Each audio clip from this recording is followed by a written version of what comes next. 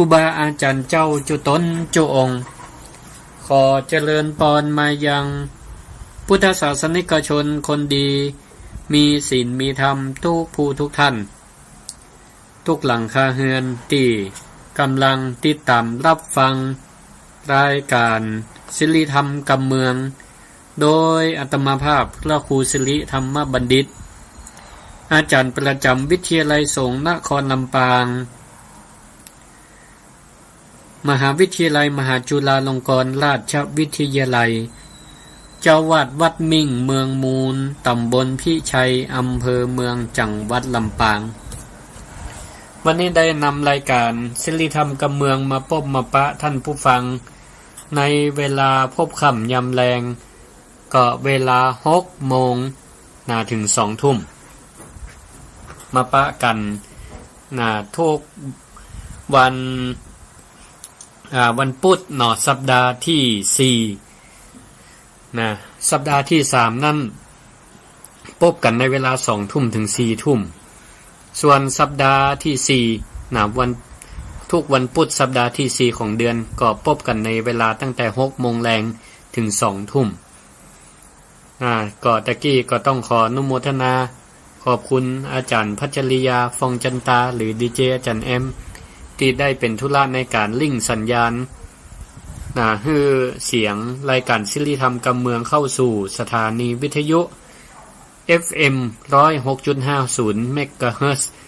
สถานีวิทยุเพื่อการศึกษาวิทยาลัยสงฆ์นครลำปางปกติกูเตือนนี่ก็พอเข้ารายการมันก็จะลิงก์อัตโนมัติเพราะเปิดตั้งเวลาไว้ถ้าเป็น5 โมงแรงเนาะแต่อันนี้มันผิดเวลา ก็ต้องอาศัย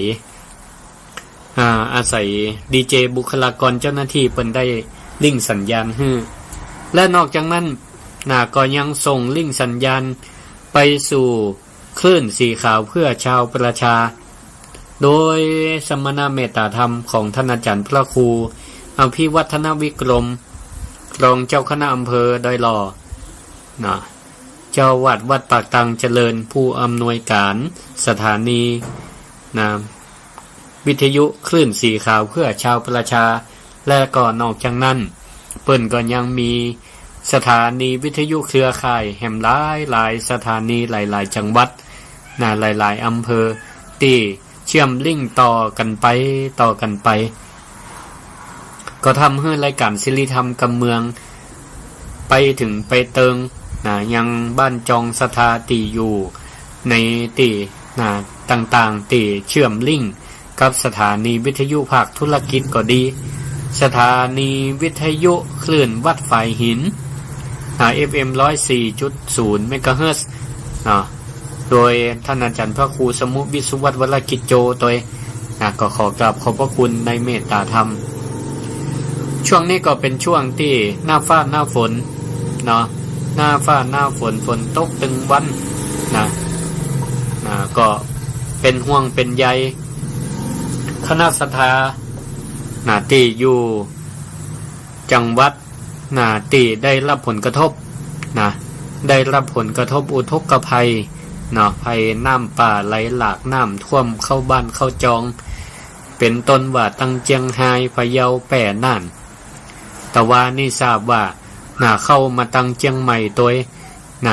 เข้ามาตั้งอำเภอวังเหนือตัวน้ำลุกบนป่าบนดอยไหลลงมาก็ขอแสดงความห่วงใยแสดงความห่วงใยกับศรัทธาญาติโยมทั้งหลายภัยที่ฟังสถานีวิทยุนี่อยู่ก็เดี๋ยวช่วงใกล้ครบชั่วโมงก็โทรมาแจ้งรายงานกันพ้องว่าที่ฟังอยู่ตั้งบ้านตั้งจองเป็นจะได้พ้องบางพ้องก็บ่ได้รับผลกระทบอันใดก็ขออนุโมทนาตัวก็ถือว่านับว่าเป็นโชคดีส่วนบางที่บางบ้านก็ได้รับผลกระทบก็ขอแสดงความห่วงใยทั้งนี้ก็ตึงภาครัฐภาคประชาชนภาคคณะสงฆ์พระสงฆ์องค์เจ้าก็ตึงบ่ได้นิ่งนอนใจเปิ้นก็ป้ากันระดม ระดมเข้าของระดมสตุ้มสตังเงินทองที่จะเอาไปตั้งลงทานไปแบ่งอาหารเอาน้ำดื่มเอาของกินของใจที่เอาไปช่วยเหลือสถานที่ประสบอุทกภัยกัน3-4 จังหวัดเป็นสัปดาห์มานี่เนาะก็เฮาได้หันความร่วมไม้ร่วมมือความร่วมจิตร่วมใจของหลายๆฝ่ายไปช่วยกันก็เป็นสิ่งที่เฮาได้ทราบได้หันกันแล้วก็โอ้เป็นที่น่าภาคภูมิใจเนาะน้ำใจเนี่ยของหมู่เฮาท่านทั้งหลายยิ่งใหญ่กว่าน้ำท่วมยิ่งใหญ่กว่าน้ำท่วมน้ำใจของเฮานี่บ่เคยลดบ่เคยแห้งแต่เฮาผาธนา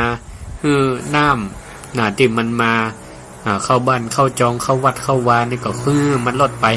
แต่น้ำใจนี่คือมันเพิ่มขึ้นเนาะไปอยู่ตั้งบ้านตั้งจองเป็นจะได้พ่องเกาะแจ้งเข้ามาในรายการก็ได้เนอะก็เดี๋ยวโทรเข้ามาใต้รายการก็ได้064-949-5999ส่วนอาตมาภาพนี่ก็บ่ได้ไปช่วยแจกข้าวแจกของแต่ช่วยเป็นสตังค์ไปเนาะ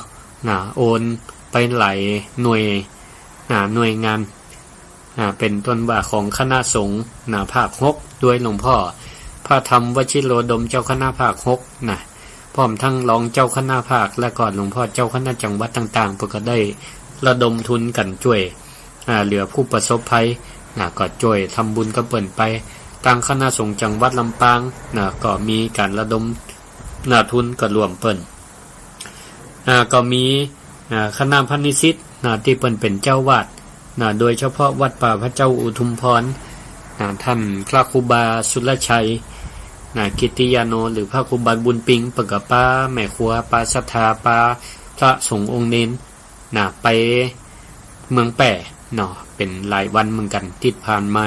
ก็ไปตั้งลงทานทำกับข้าวกับป่าไปไหลใส่เหือลากไปแจกตำบ้านตำจองก็อนุโมทนาในกุศลเจตนาศรัทธาตั้งหลายยามภาวะเจอี้เนี่ยเฮาต้องอาศัยความร่วมไม้ร่วมมือกันเฮาบ่ได้มามองกันว่าโอ้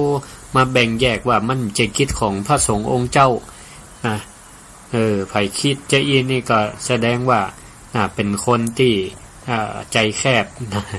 เพราะฉะนั้นเนี่ยเฮาบ่ได้มาแบ่งแยกคิดว่าโอ้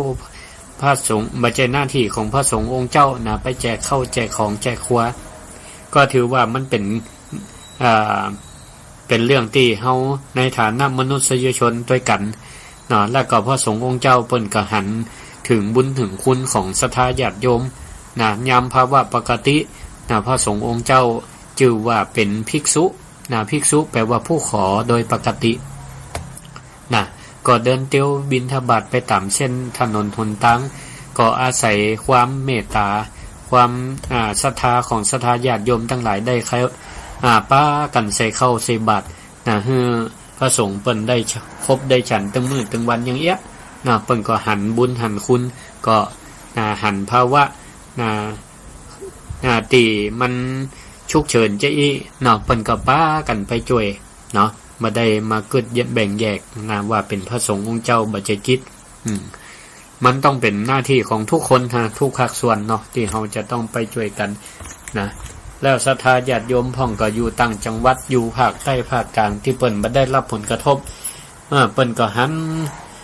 เอ็นดูซึ่งกันและกันก็ระดมทุนระดมครัวก็มาแจกกันในภาคเหนือกันจังหวัดที่ได้รับผลกระทบบัดเดี๋ยวนี้น้ำก็ไปตั้งจังหวัดภาคเหนือตอนล่างไปตั้งสุโขทัยไปหยังนี่ก็ตั้งลุ่มตั้งล่างนี่ก็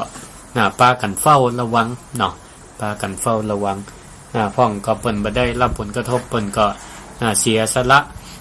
จตุปัจจัยทายทานเข้าของคว้าเครื่องใช้ของกินอย่างต่างๆที่สามารถประทังชีวิตในประจำวันช่วยเหลือเปิ้นได้ก็ช่วยกันไปอันเนี้ยเปิ้นห้องว่าเป็นกัน ที่เฮาได้เสียสละเนาะเป็นการบริจาคเสียสละเป็นครัวเป็นข้าวเป็นของอย่างอีก็ถือว่าเป็นสิ่งที่เฮาในฐานะเป็นมนุษย์รวมโลกด้วยกันเฮาก็พึงกระทำควรกระทำก็สมกับที่คำสอนพระพุทธเจ้าเปิ้นได้ตัดไว้ว่าจะเชทนังอังคะวะรัสสะเหตุอังคังจะเชชีวิตตังลักขมโนอังคังทะนังชีวิตตัญจาปิสัพพังจะเชนะโลธรรมนุสลันโตก็แปลว่าจะใดจะเชทนังอังคะวะรัสสะเหตุก็แปลความว่าพึง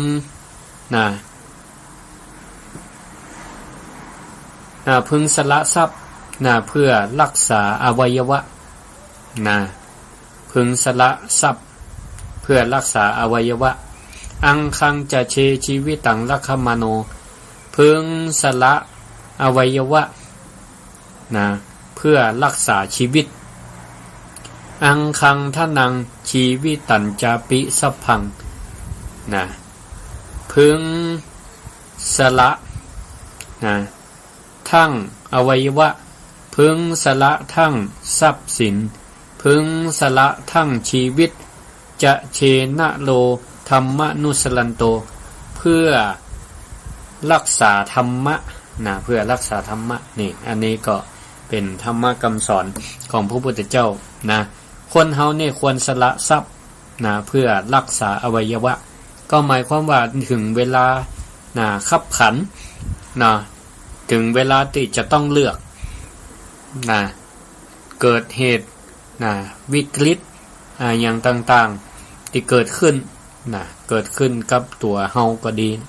เปิ้นบอกว่าถ้าถึงเวลาต้องเลือกเปิ้นเลือกจะใดควรจะเลือกที่จะสละทรัพย์สมบัติภายนอกเพื่อรักษาอวัยวะเหี่ยก่อนหรือถ้าต้องเสียสละอวัยวะก็เพื่อรักษาชีวิตของเฮาเอาไว้หรือถ้าจะต้องเลือกระหว่างชีวิตกับธรรมชีวิตกับธรรมะหรือเปิ้นก็เสียสละทรัพย์อวัยวะและชีวิตเพื่อระลึกถึงธรรมเพื่อรักษาธรรมเอาไว้เปิ้นว่าคนเฮาเวลาจะสละอย่างก็ตามมันก็ต้องมีเป้าหมายมีวัตถุประสงค์และก็ต้องมีประโยชน์ด้วยเฮาจะสละทรัพย์สมบัติบ่ว่าเป็นเงินเป็นทองเพื่อไปซื้อยามากินเพื่อรักษาโรคภัยไข้เจ็บเพื่อรักษาโรคภัยไข้เจ็บทั้งนี้เพื่อหยังก็เพื่อรักษาอวัยวะสังขารในร่างกายเฮาเนี่ยมันมันชำรุดทรุดโทรมก็เหมือนกับเวลาศรัทธาญาติโยมทั้งหลายเจ็บไข้ได้ป่วยเจ็บไข้ได้ป่วยอาจจะเป็นหวัดเป็นไอเป็นไข้เป็นเมื่อยหรือเป็นมีโรคภัยไข้เจ็บเกิดขึ้นหรือได้รับบาดเจ็บสมมุติเฮาก็ต้องเอาตัวเฮาเนี่ยไปรักษาเฮียก่อนจะเสี่ยงเงินเสี่ยงทองเท่าใดบ่ว่ากันขอให้มันได้หายนั่นก็ขอให้มันได้หายจากโรคภัยไข้เจ็บเบื้องต้นถ้ามันมานักหนาสาหัสตากแดดตากฝนเป็นเมื่อยเป็นบัดบะเดียวก็ไปร้านยาไปบอกอาการให้กับเภสัชกรเปิ้นก็จะจ่ายยาให้แต่การจะได้ยามานั่นเฮาก็ต้องมีค่าใช้จ่ายต้องเอาสตังค์ไปแลกก็ทั้งนี้เพื่ออย่างเพื่อการรักษารักษาโรคภัยไข้เจ็บให้มันหายไปจากอวัยวะในร่างกายเฮาที่มันบ่ปกติที่มันบ่ปกติ แต่ทั้งนี้ทั้งนั้นศรัทธาญาติโยมทั้งหลายการรักษาอวัยวะสังขารร่างกายของเฮาเนี่ยนะเฮาก็ต้องมันดูแลด้วยบ่ใช่มารอกะรักษานะมารอกะรักษาปลายทางปลายเหตุเนี่ยแต่เฮาก็ยังทำพฤติกรรมเหมือนเดิมทำอาการเหมือนเดิมนะยกตัวอย่างเช่นเป็นนักดื่มนักสูบเนาะพ่องก็สูบเป็นกิจวัตรสูบบุหรี่นักดื่มแอลกอฮอล์ก็ยังดื่มตึงวันทั้งเตหูว่าโทษมันมีอยู่บางเตี่ยก็ต้องปาเข้าห้องหมอห้องยารักษาแล้วก็ยังบ่หลับบางพ่องก็ยังกลับไปซ้ำแฮมไปกินแฮมอย่างเป็นต้นแต่ถ้าเฮาฮู้สาเหตุบางพ่องนี่ก็ใจแข็งบางพ่องนี่ก็กัดฟัน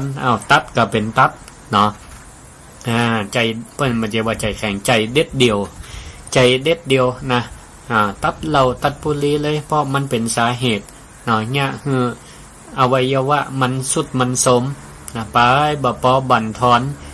กำลังเวลาเจ็บไข้ได้ป่วยก็ต้องมาเสียเวลาในการรักษาจะไปยากการยากงานก็ไปบ่ได้เป็นเหตุต้องลางาน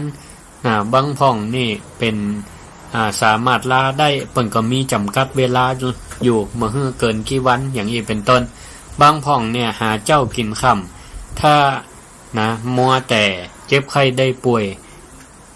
ก็บ่เป็นอันทำการทำงานก็ทำเพื่อครอบครัวก็บ่มีรายได้อย่างนี้เป็นต้นเนี่ยถ้าเฮาฮู้สาเหตุแล้วเฮาแก้ปัญหาแก้สาเหตุนั่นไปก็ทำให้เฮาเนี่ยบ่ต้องเสียสละทรัพย์เพื่อรักษาอวัยวะแต่ถ้าเฮาก็เข้าใจในสัจธรรมละว่าเรามีความเจ็บไข้เป็นธรรมดาพยาธิธัมโมมหิพยาทิงอนัตติโตเฮามีความเจ็บไข้ได้ป่วยเป็นธรรมดามาอาจล่วงพ้นไปได้แต่ถึงเวลาเจ็บไข้ได้ป่วยมันก็ต้องรีบรักษาบางพ่องก็เสียดายสตุ้มสตังอุตส่าห์เก็บหอมรอมริบมาได้บางคนนี่ก็เอาเป็นห่วงครอบครัวเป็นห่วงคนส่วนรวมมากกว่าส่วนตัวใจนี่ก็บ่ค่อยดีต่อสุขภาพร่างกายตัวใดเนาะเอาจะนั่น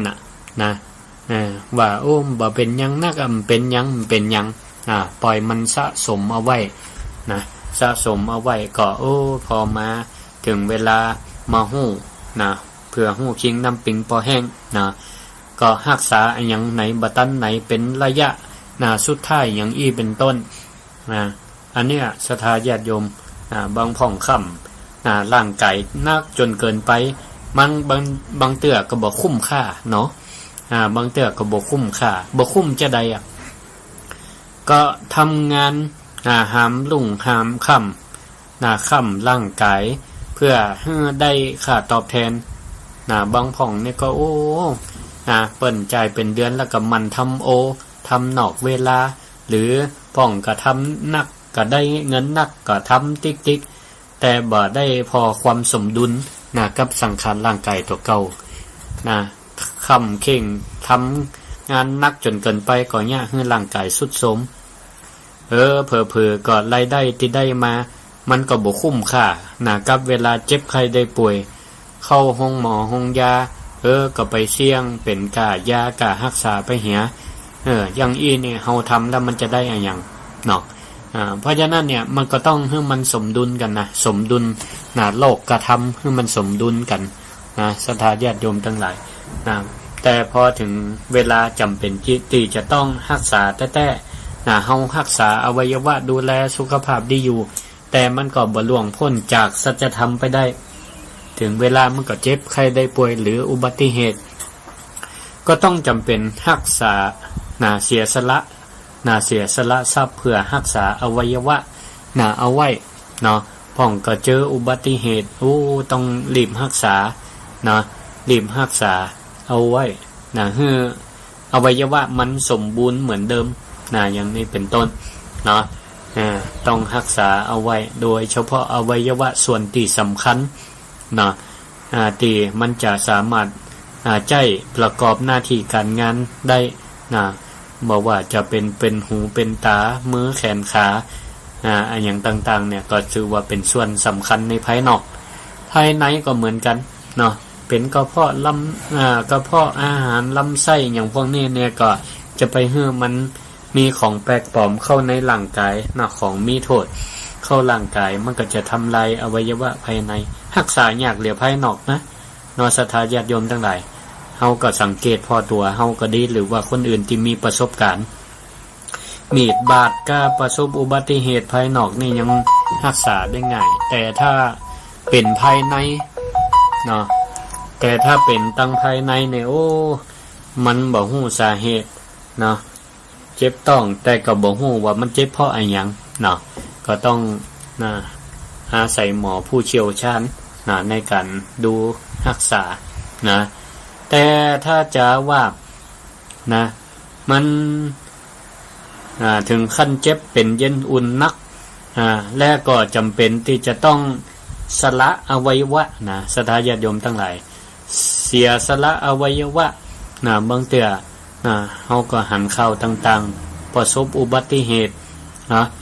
ถ้าบัดตัดอวัยวะส่วนนั่นมันก็จะลุกลามบานปลายอย่างพ่องที่เปิ้นเป็นโรคเลือดรังอย่างต่างๆเนี่ยมันก็ต้องจำเป็นตัดส่วนที่มันเป็นเนื้อร้ายออกไปตัดส่วนที่มันใจงานบ่ได้ออกไปเพื่อรักษาอวัยวะส่วนใหญ่เอาไว้และก็รักษาชีวิตเอาไว้พ่องนี่ก็จำเป็นที่ต้องตัดแขนตัดขาเพื่อมันลดความเจ็บปวดเพื่อรักษาชีวิตเอาไว้ที่จริงเขาก็บ่อยากจะให้มันเกิดหรอกแต่ถ้ามันจำเป็นพระพุทธเจ้าก็จึงสอนไว้ว่าอันก็ต้องรักษาสละอวัยวะในส่วนที่มันบ่เป็นประโยชน์ที่มันหมดประโยชน์แล้วก็ถ้ามันยังมีไว้มันก็จะส่งโลกส่งโทษลุกล้ำบานปลายไปหาอวัยวะที่เหลือแหมเนี่ยยังเอี้ยก็จำเป็นก็ยังจำเป็นโยมบางคนเนี่ยเป็นโรคหัวใจเนี่ยหัวใจมีดวงเดียวอันเดียวก็ยังดีนะว่าในแพทย์สมัยใหม่เปิ่นมีการมีหัวใจเทียมมีบอลลูนมีอะไรอย่างไปเนี่ยก็ยอมสละอวัยวะให้หมอผ่าตัดหลายต่อหลายครั้งทั้งนี้เพื่อยังเพื่อต้องการรักษาชีวิตให้อยู่ต่อไปบางพ่องก็ยังหันว่าโอ้ชีวิตของเขานี่ยังเป็นประโยชน์ต่อครอบครัวต่อสังคมต่อประเทศชาติทำประโยชน์อย่างให้หลายๆคนได้นักอยู่พ่องก็เป็นเสาหลักของบ้านขาดเฮาไปนี่ก็โอ้เปิ้นจะอยู่กันยังไดเนี่ยอันนี้เป็นหัวใจพระโพธิสัตว์ห่วงคนอื่นมากกว่าห่วงตัวเก่าเปิ้นก็จึงสละอวัยวะบางส่วนเพื่อรักษาชีวิตเอาไว้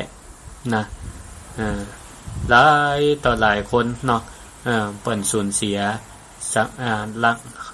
อวัยวะบางส่วนไปแต่เปิ้นยังมีชีวิตอยู่เพื่อทำคุณประโยชน์อยู่เปิ้นก็ยังมีความสุขต่อการใช้ชีวิตได้เปิ้นบ่ได้มองถึงความที่ว่าโอ้สูญเสียอวัยวะส่วนใดส่วนหนึ่งแล้วมันจะเป็นการเสียโอกาสบ่ใจเปิ้นซ้ำมองว่าโอ้เนี่ยเฮาก็ยัง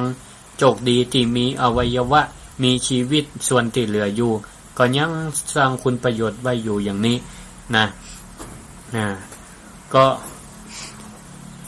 ถ้าบางพ่องจำเป็นที่จะต้องรักษาธรรมจำเป็นที่จะต้องรักษาธรรมอันยังที่มันเป็นส่วนภายนอกเปิ้นก็ยอมเสียสละพระพุทธเจ้าว่าสิ่งสูงสุดที่ควรรักษาไว้ก็คือธรรมะถึงแม้ว่าจะต้องสละทรัพย์สละอวัยวะ หรือแม้กระทั่งต้องสละชีวิตขอให้รักษาธรรมเอาไว้รักษาธรรมะเอาไว้ดีกว่าจะไปเปลี่ยนเป็นคนอาธรรมคนบ่มีธรรมะที่นี่ถามว่าธรรมะที่จะต้องรักษาเอาไว้นี่คืออะไรอย่างธรรมะนี่ก็มีหลายความหมายนัยยะ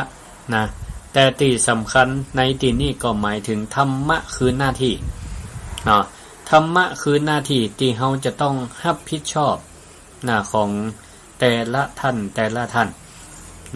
เป็นหน้าที่ที่ต้องปฏิบัติเป็นหน้าที่ที่ต้องรับผิดชอบทำให้สำเร็จบางคนมีปณิธานแน่วแน่ว่าจะต้องทำให้ได้ก็หลายคนต่อหลายคนเปิ่นครูพ่องก็โดนครูเป็นจะได้เป็นคนทุจริตคอร์รัปชันโคตรโกงถ้าบ่ยอมทำตามคำสั่งถ้าบ่ยอมทำตามคำสั่งก็จะขู่เอาชีวิตอย่างนี้เป็นต้นบางพ่องนี่ก็ยอมที่จะยอมให้เขาเอาชีวิตเพื่อให้ตัวเก่าเนี่ยบ่ไปเป็นคนโกงบ่เป็นคนทุจริตไผรักษาธรรมะอันดีงามของตัวเก่าที่ได้ตั้งอกตั้งใจ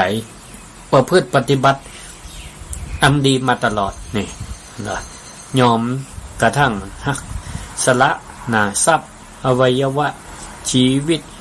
เพื่อรักษาหน้าที่ตัวเก่าให้สมบูรณ์หน้าที่ของพ่อของแม่ก็คือเลี้ยงดูลูกเต้าเหล่าหลานบ่ให้ได้อดได้อยากสนับสนุนให้มีการศึกษาบางครั้งนี่ก็ต้องเสียสละสตุ้มสตางค์ที่ทำการทำงานมาได้ส่งลูกโดยเฉพาะเปิดเทอมค่าใช้จ่ายชีวิตเพิ่นก็ว่ากันมันใน Facebook ของก็เอาไปลงเล่นว่าโอ้ตึงวันเนี่ยชีวิตนี่มีค่ามีสปะกาเทอมกาสมมุติกาดินสอการองเท้าชุดนักเรียนมีค่าหมายความว่ามีค่าใช้จ่ายทีนี้ก็ถามว่าพ่อแม่เปิ้นสละไปเพื่ออะไรอย่างยอมอดอยากตัวเก่านี่อดมือกินมือได้แต่ให้ลูกนี่ได้อิ่มให้ลูกได้มีการศึกษาอันนี้ก็เพราะว่าเปิ้นมีหน้าที่ไงพ่อแม่มีหน้าที่โดยกำเนิดก็คือมีหน้าที่เป็นพ่อเป็นแม่มันบอกเลิกหน้าที่นี่บ่ได้เมื่อมีลูกแล้วก็ต้องทำปฏิบัติต่อกันปฏิบัติต่อกันก็เปิ้นก็ห้องว่าปฏิบัติธรรมก็คือปฏิบัติตามหน้าที่มันสมบูรณ์เปิ้นห้องว่าทำหน้าที่สุจริตอย่าทุจริตในหน้าที่ของความเป็นพ่อเป็นแม่มาเปิ้นบ่ได้คิดว่าจะเอาอนาคตของลูกนี่มาทิ้งมาขว้างไปปนอนาคตของลูกเปิ้นมาเนี่ยเพราะความสนุกของพ่อของแม่ที่หันแก่กินแก่เล่นกันพนันอันนั้นเนี่ยมันก็มีเป็นบางคนที่มันมีกำกึดแต่คนส่วนมากของความเป็นพ่อเป็นแม่ความเป็นมีจิตสำนึกของความเป็นพ่อเป็นแม่เปิ้นจะปฏิบัติหน้าที่ทำตามหน้าที่ของเปิ้นให้ดีปฏิบัติธรรมของเปิ้นให้สมบูรณ์ให้สุจริตก็เพื่อหวังให้ลูกนั้นมีอนาคตมีหน้าที่มีการงานมีการศึกษาที่ดีครูก็เหมือนกันครูก็ต้องทำหน้าที่ของความเป็นครูคอยอบรมพร่ำสอนลูกศิษย์ลูกหามีวิชามีความรู้มีความประพฤติดี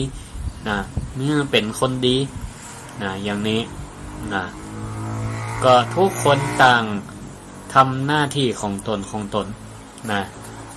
ยอมเสียสละเวลาเสียสละทรัพย์เสียสละอวัยวะเสียสละอย่างต่างๆเขาก็จะหันแม้กระทั่งชีวิตจริงหรือหนังหรือละคร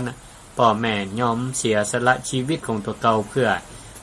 รักษาหน้าที่ความเป็นปกป้องลูกเอาไว้อย่างนี้เป็นต้นนี่ก็ทหารตำรวจซึ่งเป็นบุคลากรสำคัญของประเทศชาติก็เหมือนกันตำรวจทหารเนี่ยเฮาก็หันอยู่หลายๆประเทศป้องกับปกป้องเอกราชปกป้องอธิปไตยของชาติเมื่อเฮือไผมายึดมาครองมีกันตั้งแต่สมัยบูรพมหากษัตริย์ทยาธิราชเจ้าทุกๆพระองค์ก็เหมือนกันและก็ข้าทาสบริพันธ์ทหารตำรวจทั้งหลายก็พยายามปฏิบัติตามหน้าที่ยอมสละสละทรัพย์สละอวัยวะแม้กระทั่งสละชีวิตเพื่อรักษาประเทศชาติเอาไว้ให้ประชาชนนั่นได้อยู่ดีกินดีมีความผาสุกพระบรมราชจักรีวงศ์ตั้งแต่พระบาทสมเด็จพระพุทธยอดฟ้าจุฬาโลกมหาราชองค์รัชกาลที่1เปิ้นก็นำถ้าไปฮบกับต่างประเทศเปื้อนบ้านยังพ่อง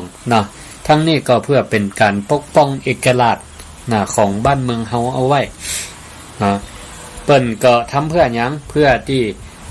ตามที่เปิ้นได้ประพันธ์เอาไว้ว่าจะตั้งใจอุปถัมภกยกพระพุทธศาสนาปกป้องป้องกันครอบขันทศีมาเพื่อรักษาประชาชนและมนตรีนี่ก็เปิ้นบ่ใจว่ายกทัพไปฮบคนอื่นเพื่อไปล่าดินแดนล่าอาณาเขตบ่ใจเปิ้นไปเพื่อปกป้องเอกราชเมื่อฮือไผมายึดมาครองประเทศของเปิ้นได้มาอันแล้วก็ประชาชนก็จะได้รับความทุกข์ยากลำบากนี่อันนี้เปิ้นเป็นความเสียสละที่ยิ่งใหญ่เสียสละที่ยิ่งใหญ่ส่วนเฮาตั้นทั้งหลายก็ควรที่จะเอามาเป็นเนติแบบอย่างเป็นเนติแบบอย่างพึงรักษาธรรมพึงสละทรัพย์สละอวัยวะแม้กระทั่งชีวิตเพื่อรักษาธรรมเอาไว้การที่ศรัทธาญาติโยมทั้งหลายได้ไปวัดไปวาอย่างแต่ว่าวันพระวันศีลก็ถือว่าเฮาเนี่ยเสียสละเวลาเพื่อไปรักษาธรรมเพื่อไปปฏิบัติธรรมสละจตุปัจจัยใส่กันเตดก็ดีรวมทำบุญเป็นการน้ำกาไฟถือว่าได้ไปทำไปปฏิบัติธรรมไปทำบุญตักบาตรก็จำละหนี้สงฆ์อย่างไปเนี่ยก็ถือว่าเฮาตั้งทั้งหลายสละทรัพย์เพื่อรักษาธรรมเอาไว้บางครั้งเนี่ยเฮาสละโดยที่นึกบ่ถึงว่าสิ่งที่เฮาเสียสละนั้นมีคุณค่ามีคุณค่าจะใดถ้าเฮาสละกันคนละเล็กคนละน้อยจตุปัจจัยเล็กๆน้อยๆเนี่ยแต่มันเป็นกลายเป็นว่าเฮาเนี่ยได้สร้างที่ยิ่งใหญ่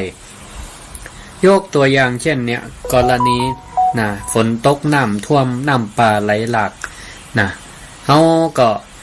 บริจาคตามกำลังที่เฮาพอมีพอจะช่วยเหลือได้ถึงแม้ว่าศรัทธาญาติโยมทั้งหลายบริจาคคนเล็กคนน้อยบรรนักมนาอย่างคน10คน20คน100คน500ยังว่าไปตามกำลังที่เฮาจะทำได้มันก็ไปรวมกันรวมกันเป็นมูลค่าที่นักแล้วก็สามารถจะไปซื้ออาหารการกินของใจไม่ซอยที่จำเป็นน้ำดื่มอย่างต่างๆเนี่ยสำคัญเนอะบ้านที่เปิดน้ำท่วมน้ำขังอย่างต่างๆระบบไฟฟ้านี่ใจไม่ได้สักอย่างบางตีเสาไฟก็กวนเนี่ยเมื่อบ่มีไฟฟ้าใจบ่มีแสงสว่างจะหุงข้าวหุงปลาอาหารจะได้น้ำมันปลาเต่าไฟอย่างไปหมดอยู่ชั้นบนชั้น2นี่เพราะฉะนั้นเนี่ยการที่เฮาท่านทั้งหลายได้ช่วยกันเสียสละทรัพย์คนละเล็กคนละน้อยก็ชื่อว่าเฮาเนี่ย ได้ช่วยเหลือคนเปิ้นตันทั้งหลายตีเปิ้นกำลังรอจากเขาตะวันทวารนี่ก็หันคลิปอันหนึ่งเป็นเสียงเนาะเปิ้นกับลูกเปิ้นพยายามจะเอาแม่ขึ้นบนหลังคาเลยศรัทธาญาติโยมทั้งหลายเพราะว่าน้ำเนี่ยมันขึ้นมันน้องมาแม่นี่ก็มีความเป็นห่วงเป็นห่วงสตังค์ที่อยู่ในตู้อย่างเอี้ยแล้วที่นี่น้ำมันมาโวยบัดตันได้เก็บแล้วก็ที่นี่ก็ยังจะปิกไปเอาอยู่ลูกก็ห้ามไว้ลูกบอกว่าบ่ได้ละบัดเดียวเนี่ยบ่ต้องไปห่วงอย่างสักอย่างสตุ้มสตังเสื้อผ้าอาภรณ์อย่างบ่ต้องเอาสักอย่างแม่เข้าใจขึ้นหลังคามาอันเนี่ยเฮาจะบ่ได้ปะกันแฮมเนอร์นี่นะโอ้เชียววินาทีเดียวบ่ได้ศรัทธาญาติโยมทั้งหลายก็อันลูกเปิ้นช่วยกันพักกันดันเอาอุ้มนี่แม่ขึ้นบนหลังคาได้น้ำมาเลยนี่หันเหรอเนี่ยเพิ่งสละทรัพย์เพิ่งสละทรัพย์เพื่อรักษาชีวิตเพื่อรักษาชีวิตเอาไว้ก่อนเนาะก็ถือว่าชีวิตนี่มีความสำคัญครัวเข้าของประกอบเป็นปัจจัยภายนอกเนาะถ้าชีวิตเฮายังมีอยู่เฮาก็สามารถหักสะสมขึ้นมาใหม่ได้สะสมขึ้นมาใหม่ได้อันเนี้ยเนาะศรัทธาญาติโยมท่านทั้งหลายก็ได้ปรารภถึงเกี่ยวกับการสละเนาะก็เดี๋ยวในช่วงที่2ก็จะมาอุทาหรณ์ตัวอย่างมาเล่านิทานให้ฟังเกี่ยวกับการรักษาทรัพย์รักษาอวัยวะรักษาชีวิตเพิ่งมันจะสมมาแต่เพิ่งสละ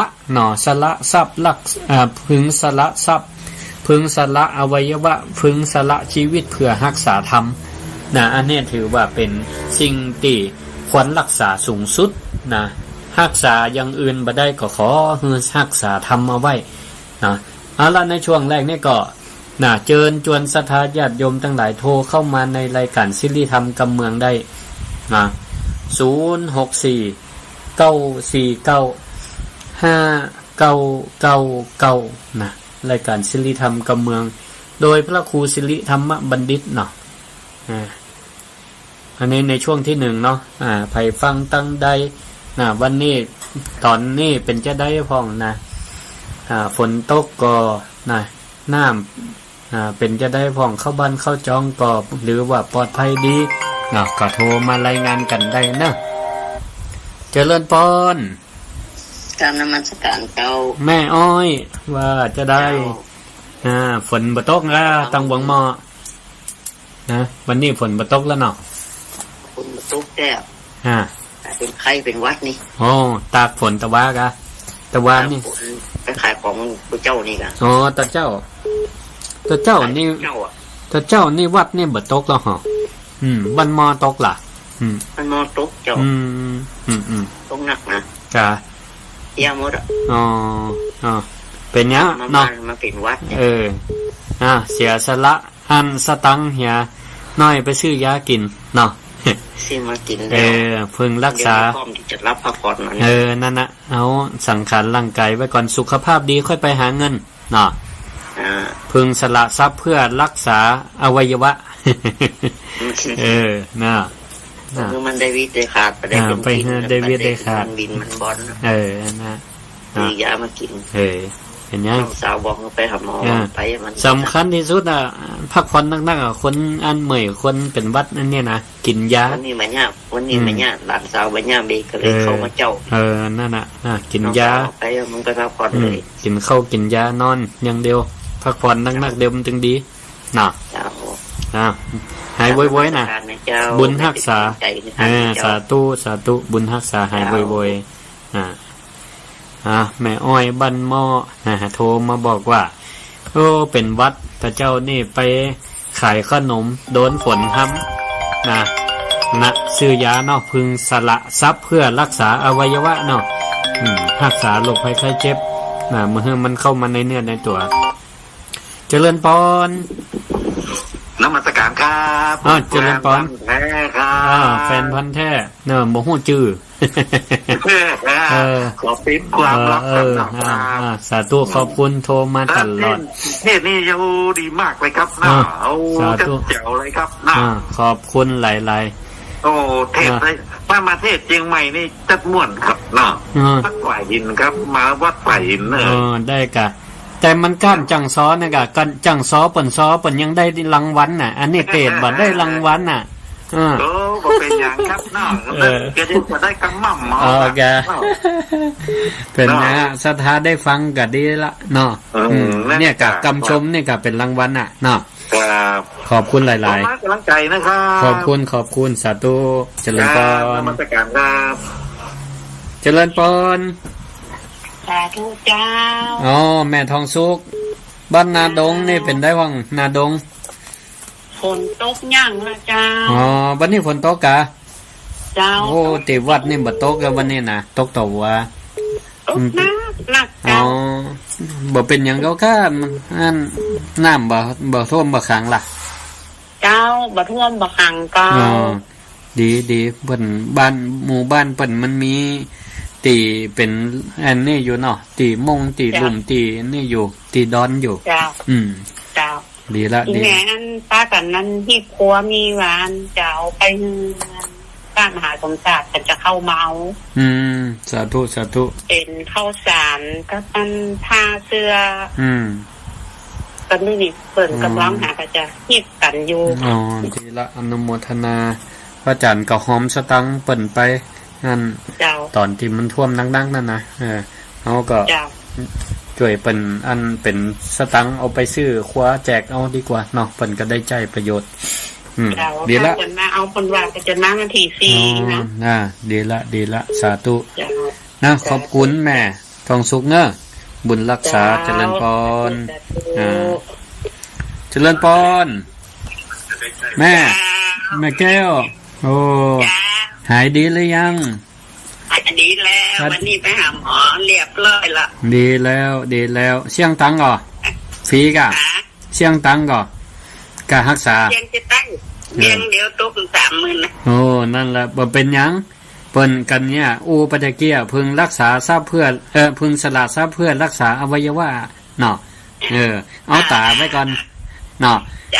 เอาถูกต้องถูกต้องอาจารย์บางทีเป็นว่าล้างน้ำท่วมมักมิ่งเมืองมุนเนี่ยถ้าวัดมิ่งเมืองมุนน้ำท่วมกับกัดโป่งบ่เหลือแม่ก็บางทีเป็นว่างล้างน้ำท่วมเนี่ยวัดเก่านี่วัดเก่าแหละเป็นนี่วัดเก่าสบายดีอยู่สุขภาพดีเป็นอย่างสบายสาธุเดียวกันถึงแม่ถึงพระอาจารย์ดีละสุขสบายเหมือนกันคู่คนสายตาชัดเจนแล้วน้องเดียนเนี่ยเนาะชัดเจนละโอ้ดีแล้วงานลูกเน้นนี่เต้นได้ละไอ้ยาล่ะดีกะคนน่ะเนาะนาอันเวทีจังซ้อเวลาเนาะนั่นน่ะดีวิทยาศาสตร์ตีนได้แล้วอันสบายละ3 เดือนละเนาะดีสาธุบุญรักษาเนอะเจริญพรเป็นกำลังใจเด้อขอบคุณมากสาธุเอาละขอบคุณเจริญพรไปจ้าพระอาจารย์เจ้าแม่ฟังยังไงแม่หยังก็แม่เรียนกะแม่เรียนจ้าแม่เรียนแสนต่อเป็นจอวังเหนือเจ้าวังเหนือเป็นได้วังเหนือเขาว่าน้ำอันปลาม้ามใหญ่กะตั้งบัดเป็นหยังเจ้าตั้งปงทำปะเนาะจ้าตั้งเหนือปะเนาะตั้งเหนือโอ้ดีละเจ้าตั้งแม่ชุบตั้งปะเนาะดีละจกดีน่าบุญน่ะจ้าแม่กำลังใจนะสาธุขอบคุณแม่เรียนเจริญพรเนอะอยู่ดีมีสุขเจริญพรจ้าเอาเป็นจิตเป็นใจสาธุเจริญพรจ้าว่าเจ้าแม่หยังแม่บัวคำอยู่นาพระจางเจ้าแม่บัวคำเจ้า ประจานเวียงหนองล่องเจ้า เวียงหนองล่องเนาะฟังขึ้นยังแม่ เจ้าฟังขึ้นแต่ห้วยตองสักเจ้า ห้วยตองซักชัดเจนดีเนาะสาธุ เจ้าเรียนดี เวียงหนองล่องนี่อัน ฟังครับ หาฝนตกก่อ ฟังกับบ้านหมดนี้ อ๋อฝนตกก่อต้องปุ่น แล้วฝนมาตกเจ้า อ๋อ มันเมื่อกายเนี่ย ดีละจกดี ตะปุ้นตกก่อนเจ้า ตกแต่ว่าวันนี้บ่ตกนี่ก็มาตก ดีละตกพ่องยั่งพ่องอันนั้นกันเนาะเจ้านักล่ำก็บ่ดี ก็บ่ม่วนได้สาธุขอบคุณหลายๆแม่เจริญพรอยู่ดีมีสุขเจริญพรพระสาเจ้าท่านพระครูแม่หยังแม่เอ้ยวังมนเจ้าแม่เอ้ยวังเหนือกะเจ้าบ้านอันแต่ว่ากับบ้านเป็นยึดกับน้องเจ้าหลักอะวังมนนี่วังมนเป็นยังเจ้าแต่ว่าอัน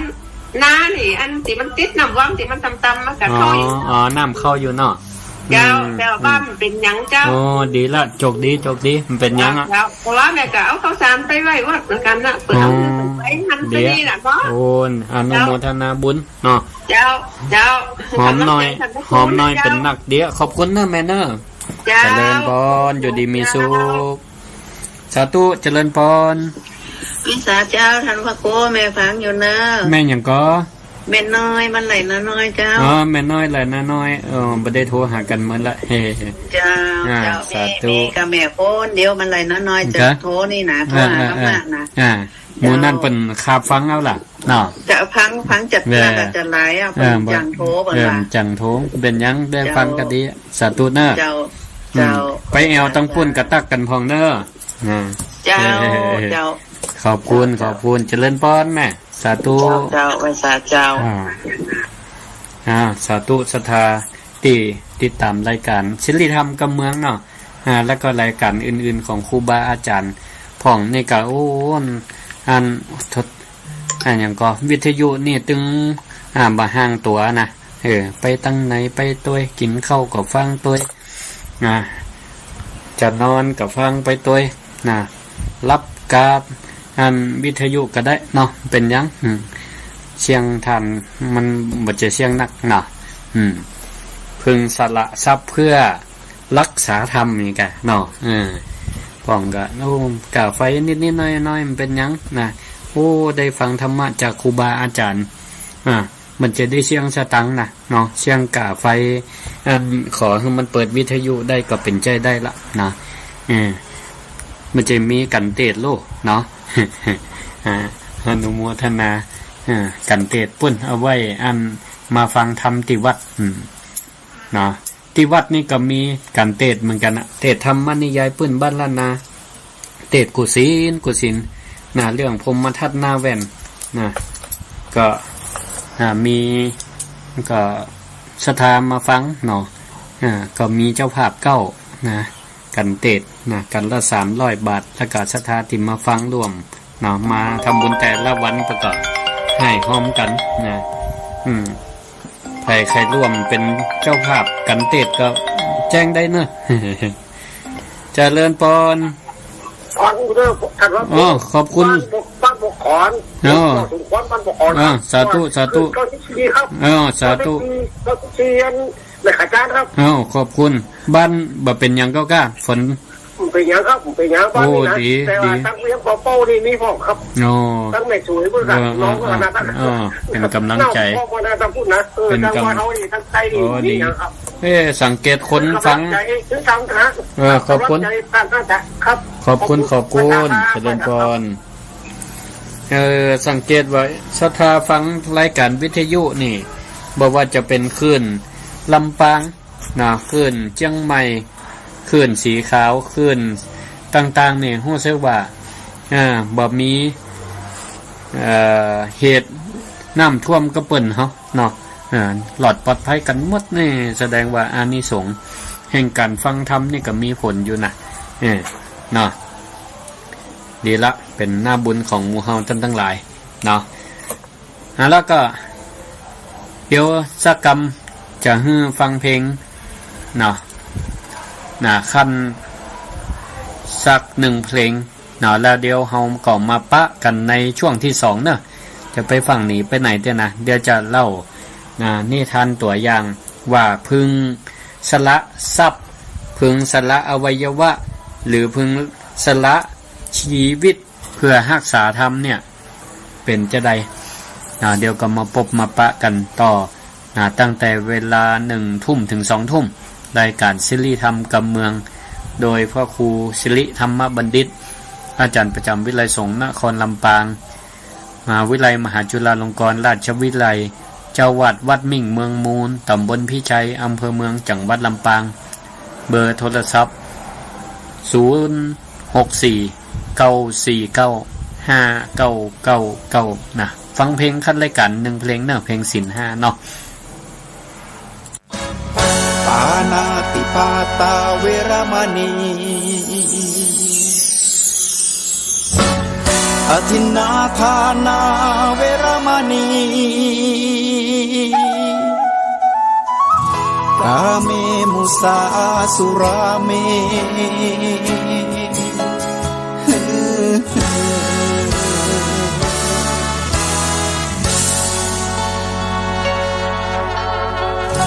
ศีลคือข้อห้ามธรรมคือข้อให้พุทธองค์ตรัสไว้ชี้ทางใจให้ภาคเพียรเบญจศีลเบญจธรรมท่องจำสมัยเราเป็นนักเรียนธรรมะไม่เคยแปรเปลี่ยนแต่เรายังจำได้มาทวงคำมันหมู่บ้านศีล5ถือเป็นพันธะชาวพุทธทุกคนทั่วไทยสำนักพุทธขับเคลื่อนธรรมจุดเทียนสว่างที่กลางหัวใจสังคมจะร่มเย็นได้ศีลธรรมในใจต้องมีเบญจศีลว่ายังไงไหนลองท่องมาข้อ 1 ห้ามฆ่าสัตว์ข้อ 2 ห้ามลักทรัพย์ข้อ 3 ห้ามประพฤติผิดในกามข้อ 4 ห้ามพูดเท็จข้อ 5 ห้ามดื่มสุราแล้วเบญจธรรมทั้ง5ว่าอย่างไรไหนบอกชัดๆอีกทีข้อ 1 เมตตากรุณาข้อ 2 สัมมาอาชีพข้อ 3 กามสังวรข้อ 4 ต้องมีสัจจะข้อ 5 สติสัมปชัญญะศีล5 ข้อทำ5 ข้อทำใจทำได้สักข้อหรือยังมีศีลสุขล้ำมีธรรมสุขใจวอนพี่น้องไทยช่วยกันใส่ใจจริงจังยุคสมัยสื่อออนไลน์ทั้งโทษโจมตีใจเราทุกทางมีศีลมีธรรมเคียงข้างชีวิตพบทางสุขใจ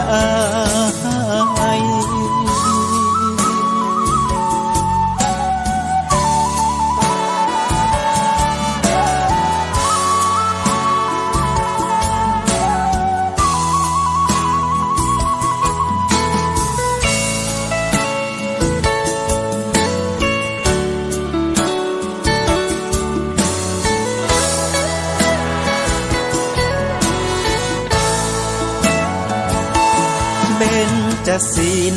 ว่ายังไงไหนลองท่องมาข้อ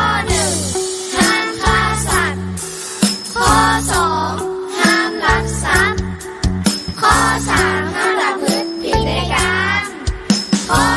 4 ห้ามพูดเท็จข้อ 5 ห้ามดื่มสุรา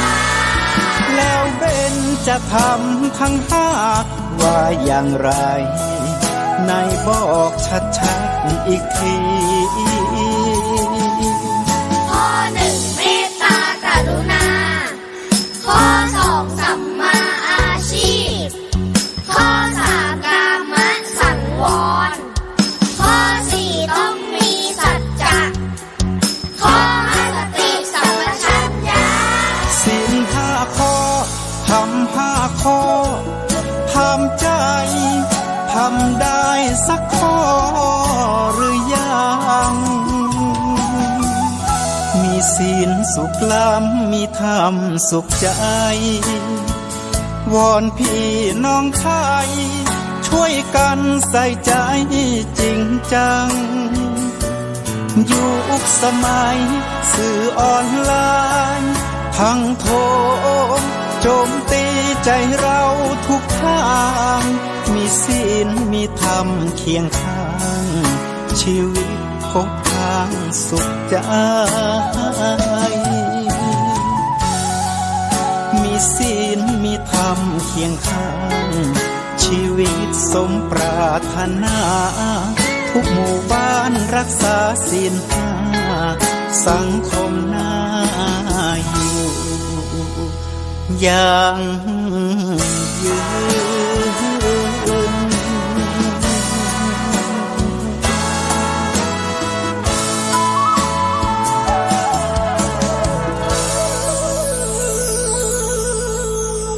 ขอนอบน้อมต่อพระรัตน เสียงที่ท่านผู้ฟังได้ฟังอยู่ขณะนี้ก็เป็นเสียงจากรายการศิริธรรมกำเมืองโดยอาตมาภาพพระครูศิริธรรมบัณฑิตอาจารย์ประจำวิทยาลัยสงฆ์นครลำปางมหาวิทยาลัยมหาจุฬาลงกรณราชวิทยาลัย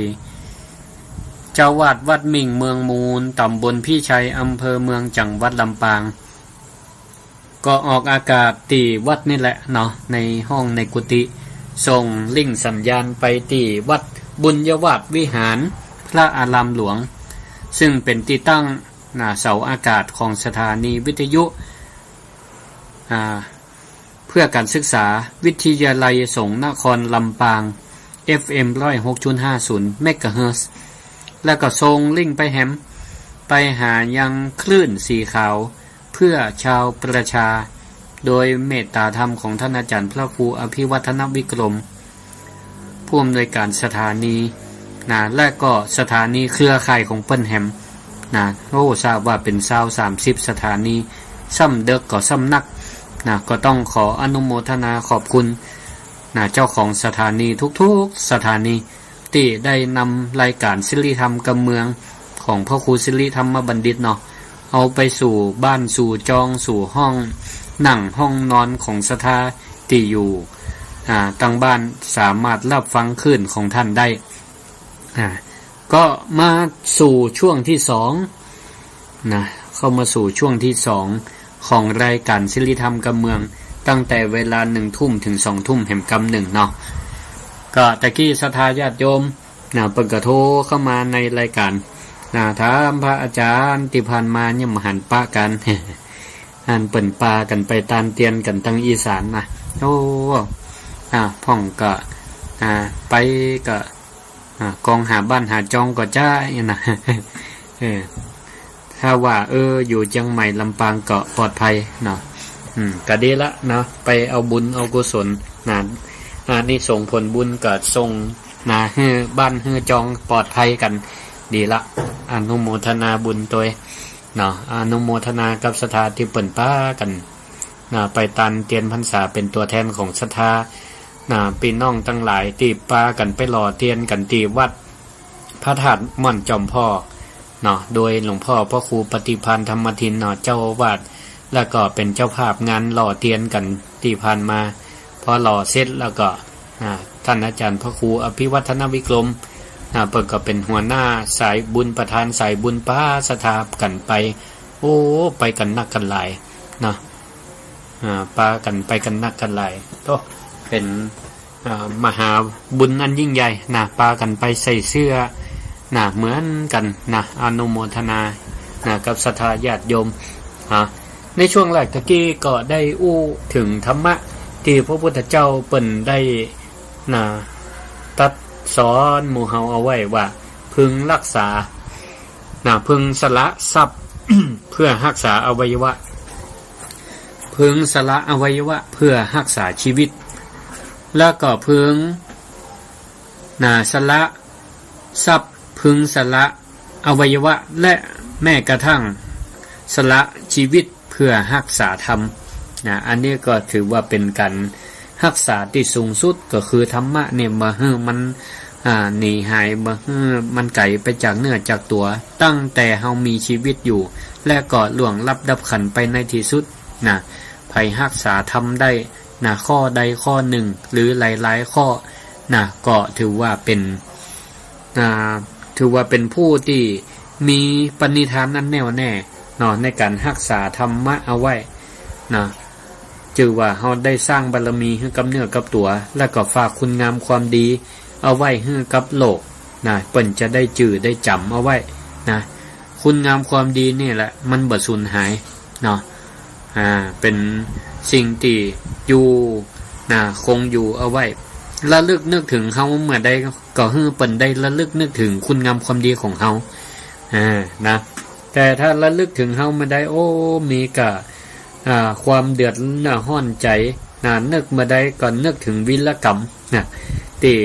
ทำเอาไว้ในขณะมีชีวิตอยู่อย่างอีนี่ก็เป็นสิ่งที่เฮาเนี่ยและแม้แต่คนอื่นก็บ่อยากจะจดจำเนี่ยก็ มีเรื่องเล่ามีเรื่องเล่า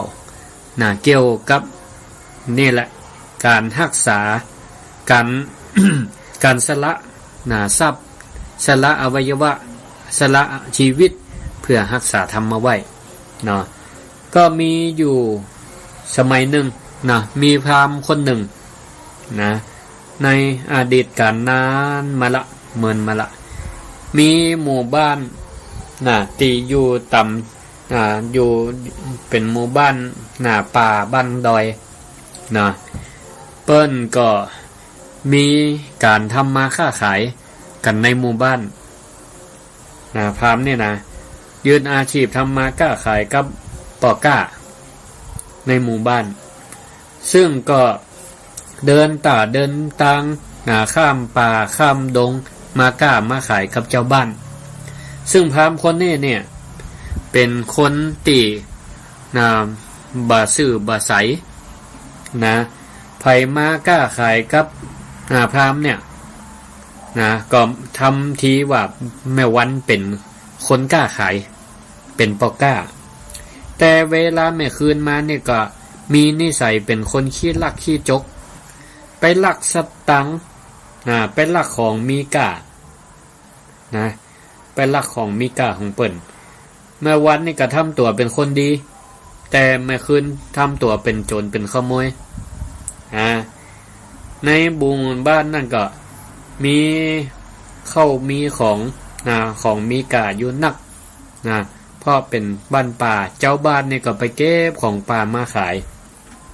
ปอก้านี่ก็เดินตังมาซื้อวันหนึ่งก็มีปอก้าอยู่6 คนก็เอาของมีค่ามาขายมาขายที่หมู่บ้านหันบ้านของพราหมณ์คนนี้แล้วก็โอ้บ้านพราหมณ์นี่อย่ามาใหญ่โตมโหฬารพอมีฐานะเป็นพราหมณ์เศรษฐีแล้วที่นี่พราหมณ์ก็เจิญหมู่ปอก้าเนี่ยคือมาปักหลักก้าขายในหมู่บ้านแล้วเจ้าบ้านก็เอาคว้ามาขายมาแลกมาเปลี่ยนพราหมณ์นี่ก็ทำหน้าที่เป็นปอก้าคนกลางปรากฏว่าเจ้าบ้านก็เอาคว้ามาแลกมาขายเปลี่ยนกับปอก้าตึง6 คนก็ได้คว้าได้สตังค์ได้สินค้าได้สตังค์มาพอปอก้ามีสตังค์มีสินค้านักก็หันว่าหมู่บ้านนี่มีเพชรมีเพชรมีพลอยที่เจ้าบ้านเนี่ยไปเสาะเก็บมา แต่บ่ฮู้คุณค่าเพราะเขาก็ไปได้ต่ำป่าต่ำเขาอย่างกันเนาะของหมู่นี่มันมีก้ามีศิลสำหรับหมู่ปอก้าแต่ว่าเจ้าบ้านบ่เคยหันคุณค่ามันก็เหมือนกับว่าเม็ดหินอันหนึ่งนี่ล่ะนะทีนี้ก็เลยขอซื้อในราคาตีบ่แปงนะตีบ่แปงโอ้บ้านเฮาเนี่ยก็ไปต่ำลั่นต่ำมันยังกับเม็ดหนึ่งนี่โตถ้าน้ำหนักก็หลายตังค์เนาะแต่อันนี้เปิ้นก็ได้กันมา6เม็ดนะเม็ดงามๆอยู่6เม็ดก็เอาสินก้าเอาสตังค์เอาทองแหลกไปแหลกกับเพชรได้ปอก้านี่ก็ปรึกษาหาลือกันว่าเฮาจะเอาเพชรนี่ไปซ่อนที่ไหนดีเวลาเดินตังลัดหน้าป่าลัดดงเนี่ยกลัวว่ามันจะมีโจรมีขโมยมาปล้นเอาเพชรเฮาไปทีนี้ก็มีปอก้าอยู่คนหนึ่งก็ได้เกิดเสนอไอเดียว่าหมู่เฮาเนี่ยก็6คนก็ลืนเพชรคนละเม็ดลืนเข้าไปในต้องแล้วก็ยุ่มเอาไว้เนอะขอชุมมาอภัยอาจจะอู้ของอันนี้ไปน้อยหนึ่งว่ายุ่มเอาไว้เนอะนั่นบอดีไปฟังไทยนักต่ำป่าต่ำด้อยได้นะ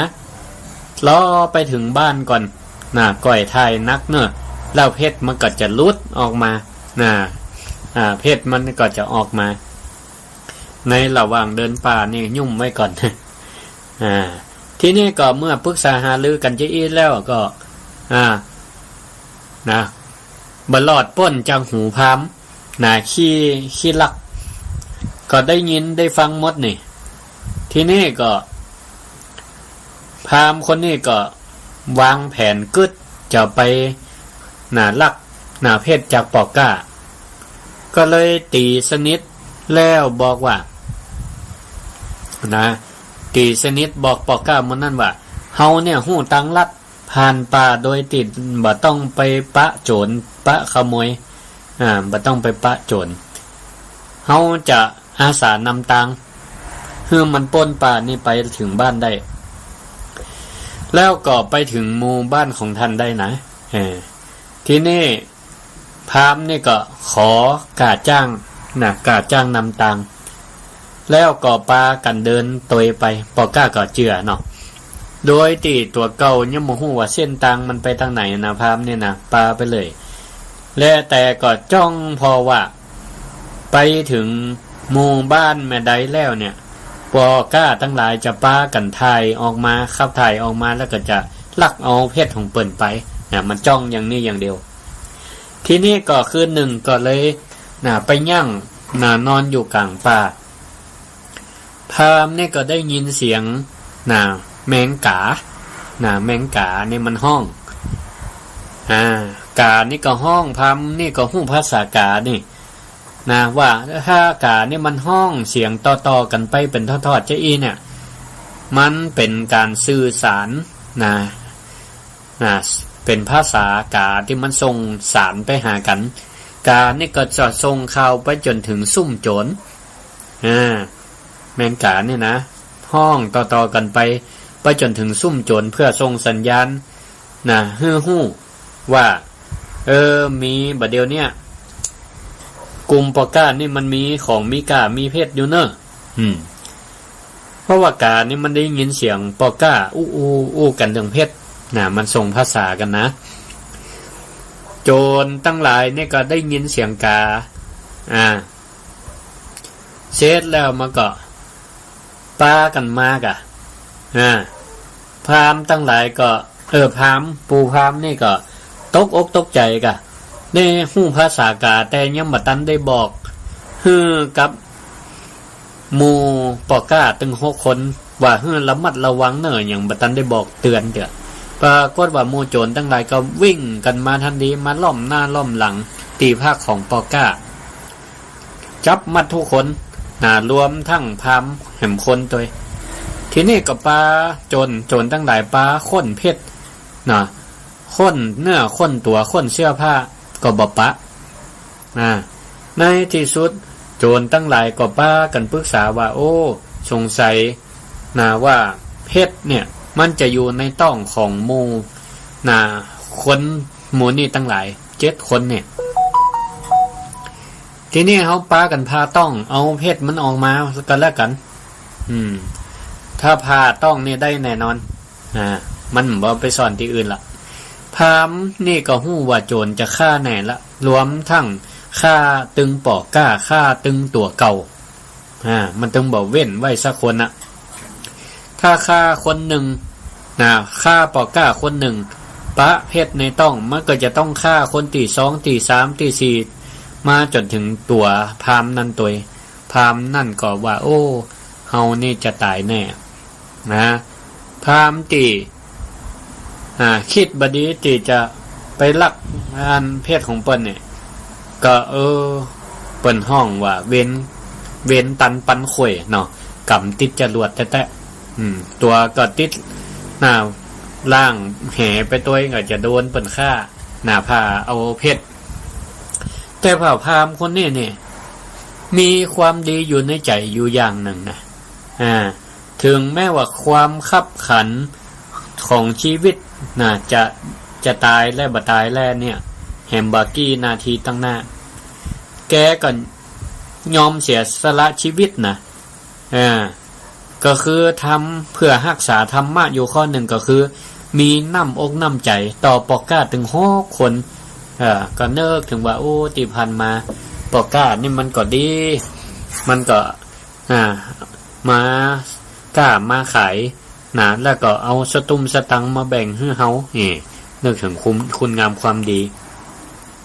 แต่เฮานี่ก็บ่เคยคิดดีกับเปิ้นเลยนี่ไปบ่พอยังเกิดใครลักเพชรของเปิ้นแถม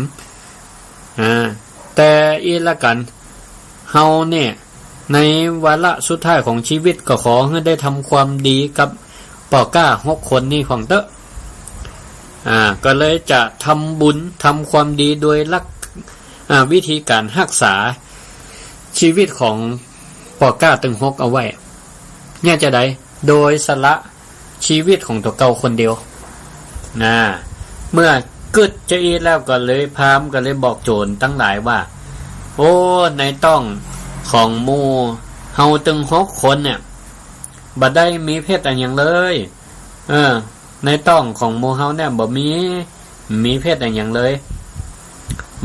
บ่ต้องพาต้องให้มันเสียเวลาถ้าบ่เชื่อนะ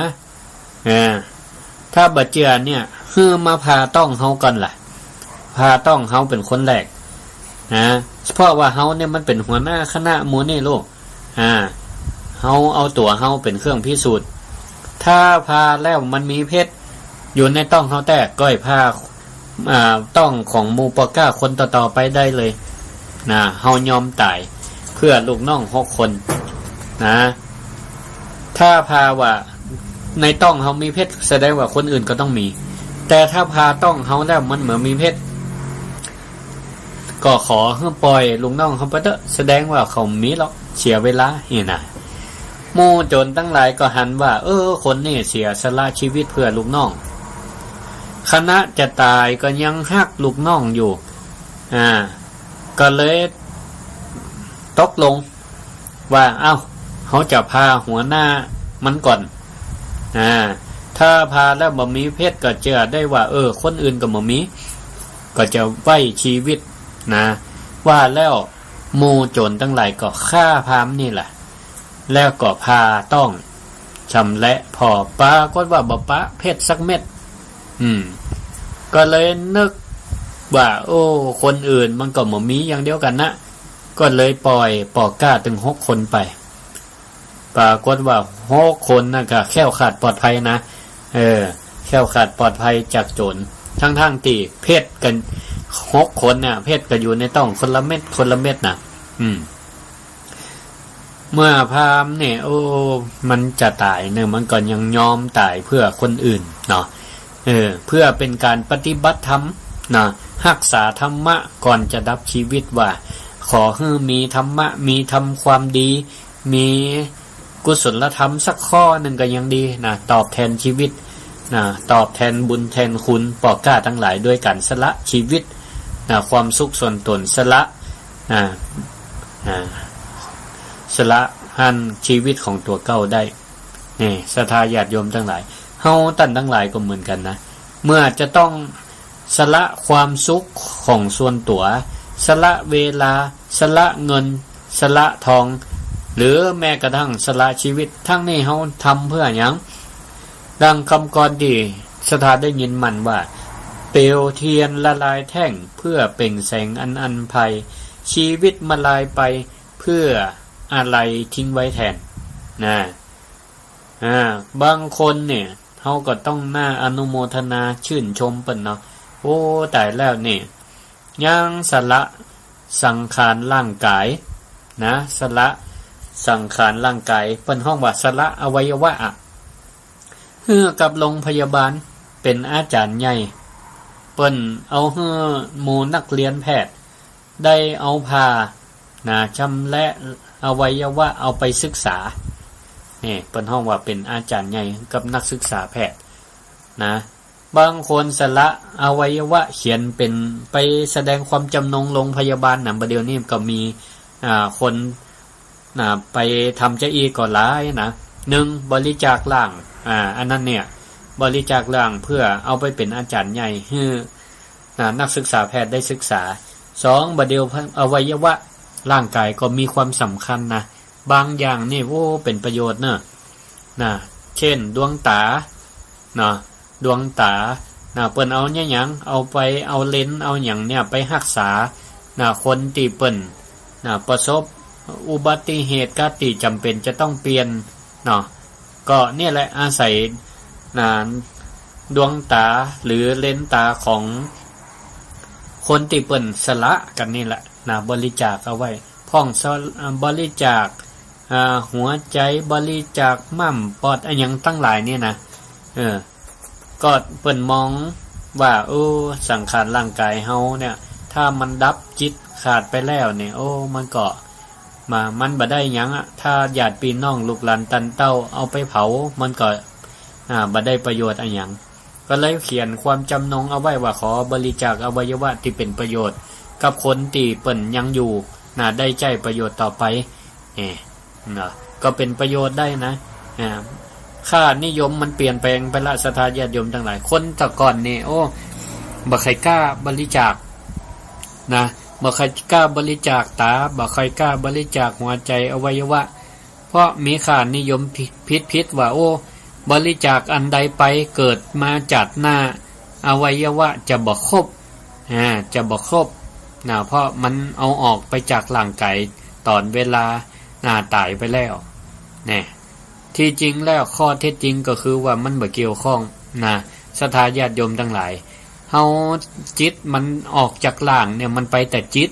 ร่างกายมันบ่จะไปตัวหรอร่างกายเปิ้นก็เอาไปเผาคืนสู่ธาตุดินธาตุน้ำธาตุลมธาตุไฟไปแต่จิตใจเนี่ยที่มันไปไปพร้อมกับบุญกุศลไปพร้อมกับบุญกุศลถ้าทำบุญกุศลไว้ในคณะมีชีวิตอยู่เนี่ยก็โดยเฉพาะอย่างยิ่งเนี่ยเปิ้นห้องว่าบำเพ็ญทานะอุปปารมีนี่นะการบริจาคโลหิตบริจาคเลือดบริจาคไตอวัยวะบางอย่างหรือว่าร่างกายนี่หรือดวงตาเนี่ยเป็นประโยชน์ทั้งนั้นเลยนะและก็เป็นการบริจาคที่ยิ่งใหญ่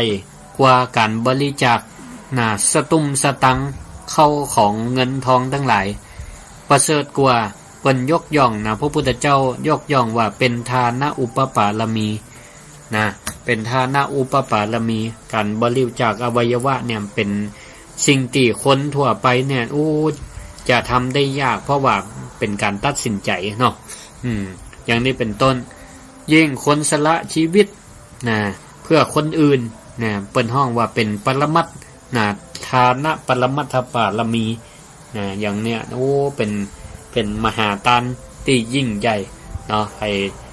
ทำได้เนี่ยพระพุทธเจ้าเนี่ยก็ว่าเป็นผู้ประเสริฐท่านทั้งหลายจะได้ว่า คนอย่างพระเวสสันดรนะท่านทั้งหลายก็เคยฟังธรรมเนาะแต่ธรรมมหาจารย์พระเวสสันดรชาดก13กันสาระสำคัญก็คือว่าพระเวสสันดรเนี่ยบำเพ็ญทานบารมีครบถึง3อย่างทานบารมีจันปกติบริจาคจ้างแก้วจ้างปัจจัยนาเคนมาปันอันเหมือนว่าเป็นเสื้อผ้าอาภรณ์สิ่งของมีกาอุปปารมีบริจาคลูกเมียบริจาคแม้กระทั่งชีวิตของตัวก็เฮือได้นี่พระองค์บำเพ็ญทานะภัยตึงบะเต่าละเต่าพระเวสสันดรนี่นะก็เพราะอย่างพระองค์หวังสิ่งที่เป็นประโยชน์สูงสุดก็คือความเป็นพระสัมมาสัมพุทธเจ้าบำเพ็ญจนว่าขอได้เป็นพระพุทธเจ้าเถอะขนาดว่าเมื่อเป็นพระเวสสันดรกับบำเพ็ญอยู่ละพอได้มาจุติเกิดเป็นพระสิทธัตถกุมารได้เป็นพระเจ้าแผ่นดินเป็นกษัตริย์ศรัทธาญาติโยมทั้งหลายอยู่ในวันหน้าที่สูงที่สุดก็จะได้ว่าเปิ้นยังเสด็จออกผนวดยังออกมาบวชเสียสละราชสมบัติเสียสละตำแหน่งพระราชาติป่อเป็นจะปงวางให้ก็เพราะอย่างก็เพราะว่าเปิ้นเนี่ยยอมเสียสละประโยชน์ส่วนตนความสุขส่วนตนเพื่อให้ได้เป็นพระพุทธเจ้าเพื่อความสุขส่วนรวมเพื่อความสุขส่วนรวมถ้าเป็นพระสิทธัตถะอยู่เมืองกบิลพัสเป็นพระเจ้าจักรพรรดิที่ยิ่งใหญ่ตามคำทำนายของพราหมณ์ทั้งหลายขออนุญาตคำเจริญพรไหว้สาเจ้าเจริญพรแม่อย่างก็เจ้าแม่สุศรีบ้านทงหนองเวียงปะเป้าเจ้าเวียงปะเป้าเจ้าฟังมหาต่ำเจ้ามาแล้วเจ้าสาธุขอบคุณหลายฝนตกหนักก็ปุ่นนี่มันตกยั่งตกยุดเนี่ยแต่ว่านี่ก็ดีตกหลายอยู่แต่ก็ดีว่ามันบ่ท่วมบ้านแม่ก็ตกหนักเหมือนกันเด้อแต่ยุดละมาเลยบ่ท่วมก็เนาะมันอยู่ที่บนเจ้าบ้านแม่ดีโจกดีบนเจ้าบ่ท่วมเจ้าแต่เอ็นดูเปิ้นติงดูเหมือนกันนะเนาะกำลังใจเปิ้นเนาะหรือว่ามีหยังแบ่งปันกันได้ก็แบ่งปันเนาะรวมน้อยเป็นนักเนาะดีละเดี๋ยวขอโทษนักเหมือนกันเด้อแม่นก็พระอาจารย์ก็ได้หอมจ่วยเปิ้นอยู่เดี๋ยวสาธุบุญอนุโมทนาเป็นต้นน้ำใจนึงขอบคุณหลายๆเน้อแม่เน้อเจริญพรไว้สาเจ้าสาธุเนาะก็กี้ถึงว่าเจ้าชายสิทธัตถะเนี่ยถ้าได้อยู่ครองราชบัลลังก์ก็เป็นเจ้าจักรพรรดิเนาะแต่ว่าเปิ้นก็ยอมสละทุกสิ่งทุกอย่างมาบวชนี่ก็ตอนแรกก็ยังบ่ฮู้ด้วยซ้ำไปว่าจะบรรลุเมื่อใดนะเปิ้นก็ยอมตกลำบากถึง6 ปียอมทรมานสังขารร่างกายของเปิ้นยอมทรมานสังขารร่างกายเพื่อให้ได้ค้นพบสัจธรรมบรรลุธรรมได้ก็ยังยอมตีไปเผยแผ่ธรรมบัดได้อยู่นิ่ง45 ปีขึ้นเหนือล่องใต้ไปจำพรรษาในตีต่างๆจนได้พระสาวกลูกศิษย์ลูกหาเต็มบ้านเต็มเมืองขยายจากอินเดียไปประเทศต่างๆแล้วก็โพสต์มาจนถึงปัจจุบันนี่ดูเมืองไทยอยู่ไกลจากอินเดียขนาดไหนศรัทธาญาติโยมทั้งหลายเฮากันยังปากันเคารพนับถือธรรมะคำสอนแสดงว่าธรรมะคำสอนเนี่ยของพระพุทธเจ้าเนี่ยเป็นของมีค่าเป็นของมีค่าสูงยิ่งอันเปิ้นจะไปสอนอย่างว่าพึงสละเสียสละทรัพย์ถ้ามันย้ำจำเป็นขับขันแต่เนี่ย เสียสละทรัพย์เสียสละอวัยวะหรือแม้กระทั่งเสียสละชีวิตเนี่ยให้รักษาธรรมะเอาไว้ธรรมะข้อใดอันใดที่เฮายังปฏิบัติมาอย่างต่อเนื่องเนี่ยเปิ้นจะเอามีดมาจี้มาขู่เพื่อเปลี่ยนเพื่อขืนเฮาก็บ่ละเฮาก็บ่ยอมเปลี่ยนมันออกในธรรมนิพพานสูตรกันเนาะศรัทธาญาติโยมทั้งหลายนี่เดี๋ยว12เป็งนี่ก็จะมีการเทศกันครับละเนาะธรรมนิพพานสูตรในธรรมนี่ก็ถึงเกี่ยวกับพ่อแม่เนาะพ่อแม่นี่ก็อันฆ่านกก็เอาเลียดนกเนี่ยมาเป็นยาอย่างนั้นแล้วก็ที่นี่ก็สร้างเวรสร้างกรรมฆ่าสัตว์ชีวิตตลอดตายไปก็บ่ได้พุทธได้เกิดก็อาศัยลูกเนี่ยเขียนทำจานทำการทำจิวนิพพานสูตรไปหาก็จึงได้โป้นจากวิบากกรรมเนาะโป้นวิบากกรรมแล้วที่นี่ก็ลูกนี่ก็ไหว้พระนึกถึงบุญถึงคุณของพ่อของแม่พุทธคุณนังธรรมะคุณนังสังฆะคุณนังมาตาคุณนังอาจาริยะคุณนังสัพพะปะปังวินาสันตุนี่ล่ะเปิ้นฮือสวดที่นี่ก็พ่อแม่พอไปเกิดเป็นเทวบุตรเทวดาแล้วก็ที่นี่ก็เคยลองใจลูกว่าจะรักษาทำที่พ่อแม่สอนไว้อยู่ก็สวดตึงวันนี่พุทธคุณนังธรรมะคุณนังสังฆะคุณนังมาตาปิตุคุณนังอาจาริยะคุณนังสัพพะปะปังวินาศสันตุเนี่ยทีนี้ก็เปิ้นกระปอมแปลงเป็นอันปอก้าว่ายั่งสวดเตอได้ยินตึงวันลำคาญหูเจ้าสตังมาจ้างให้ยั่งสวดให้ยั่งสวดปรากฏว่าลูกก็บ่ฮับมาเอาบ่ได้พ่อแม่สั่งสอนไว้ให้สวดให้สวดเอาบุญกุศลให้เปิ้นอย่างเอียก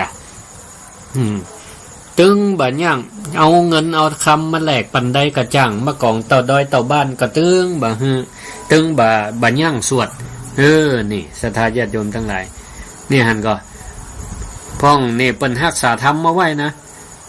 เอาสตังค์มาแลกเต่าใดก็ตึงมายอมเป็นคนที่รักษาธรรมวาจาทรัพย์แล้วก็ปฏิบัติ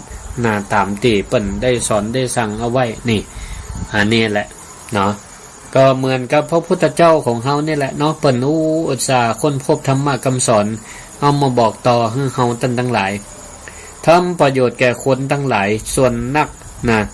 เปิ้นตึงอันนี้เราบอกต่อภิกษุทั้งหลายเน้อปากันไปเผยแผ่ธรรมเน้อเพื่อประโยชน์ของคนหมู่มากเพื่อความสุขของคนหมู่มากทั้งหลายเน้อนี่อันเนี้ยเปิ้นก็เลยรักษากันมาจนถึงเต้าวันนี้ศรัทธาญาติโยมทั้งหลายแม้แต่พระสงฆ์พระเถระพระสาวกของพระพุทธเจ้าก็ยึดตามหลักธรรมคำสอนของพระพุทธเจ้าเหมือนกันว่าพึงรักษาพึงสละอวัยวะเพื่อรักษาธรรมนี่พึงสละแม้กระทั่งชีวิตเพื่อรักษาธรรมมีไผก็คือพระจักขุบาลพระจักขุบาลนี่ก็เป็นไผพระจักขุบาลเนี่ยก็เป็นพราหมณ์เป็นพราหมณ์2พี่น้องอ้ายชื่อว่ามหาบาลน้องชื่อว่าจุลบาลที่นี่ก็ไปฟังธรรมจากพระพุทธเจ้ามาเทศณที่วัดแล้วก็มีโอกาสไปฟังเทศปรากฏว่าเกิดความศรัทธาเลื่อมใส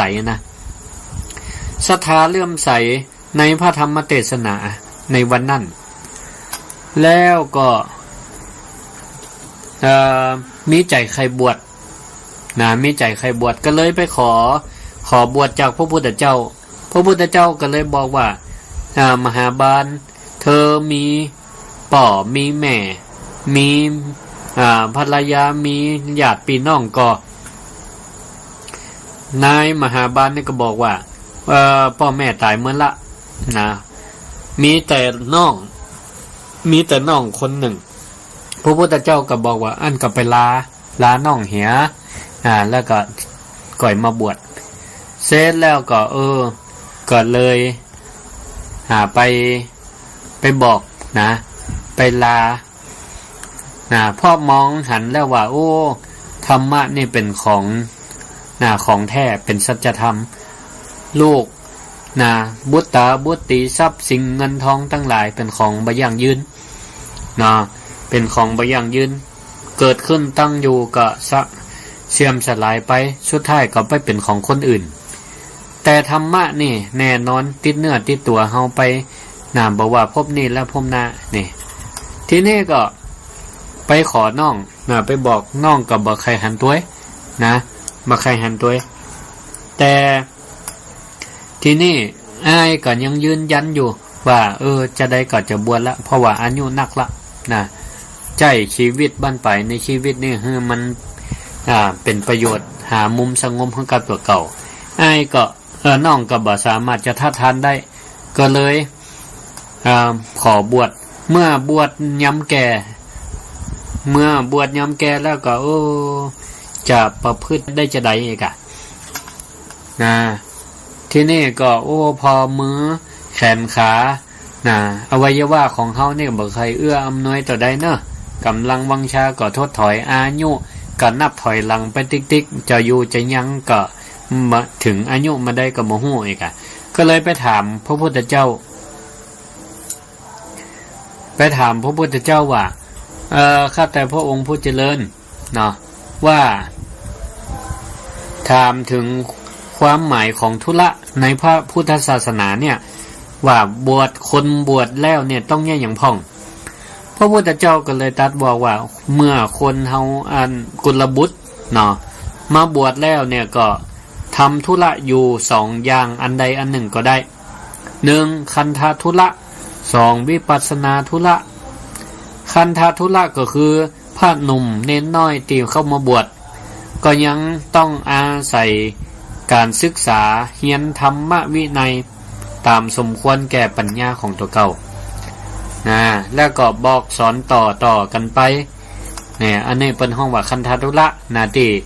ศรัทธาญาติโยมทั้งหลายหันลูกพาดลูกเน้นปากันไปเรียนหนังสือหนังหาโรงเรียนพระปริยัติธรรมก็ดีโรงเรียนสามัญหรือมหาลัยก็ดีเนี่ยอันเนี้ยเป็นห้องว่าปฏิบัติตามคันธธุระที่พระพุทธเจ้าได้วางไว้ศึกษาธรรมแล้วเอามาบอกต่อศรัทธาญาติโยมทั้งหลายนี่อย่างที่อาตมาก็เรียนตอนเป็นพระหนุ่มเน้นน้อยเองส่วนวิปัสสนาธุระก็ควบคู่กันไปก็เป็นการพิจารณาสังขาร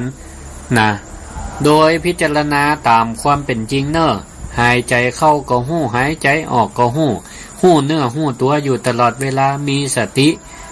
หู้ธรรมะหู้ความเป็นจริงว่ามันทุกสิ่งทุกอย่างบ่เที่ยงเป็นทุกข์บ่ใช่เป็นของตัวของเขาจนสามารถบรรลุธรรม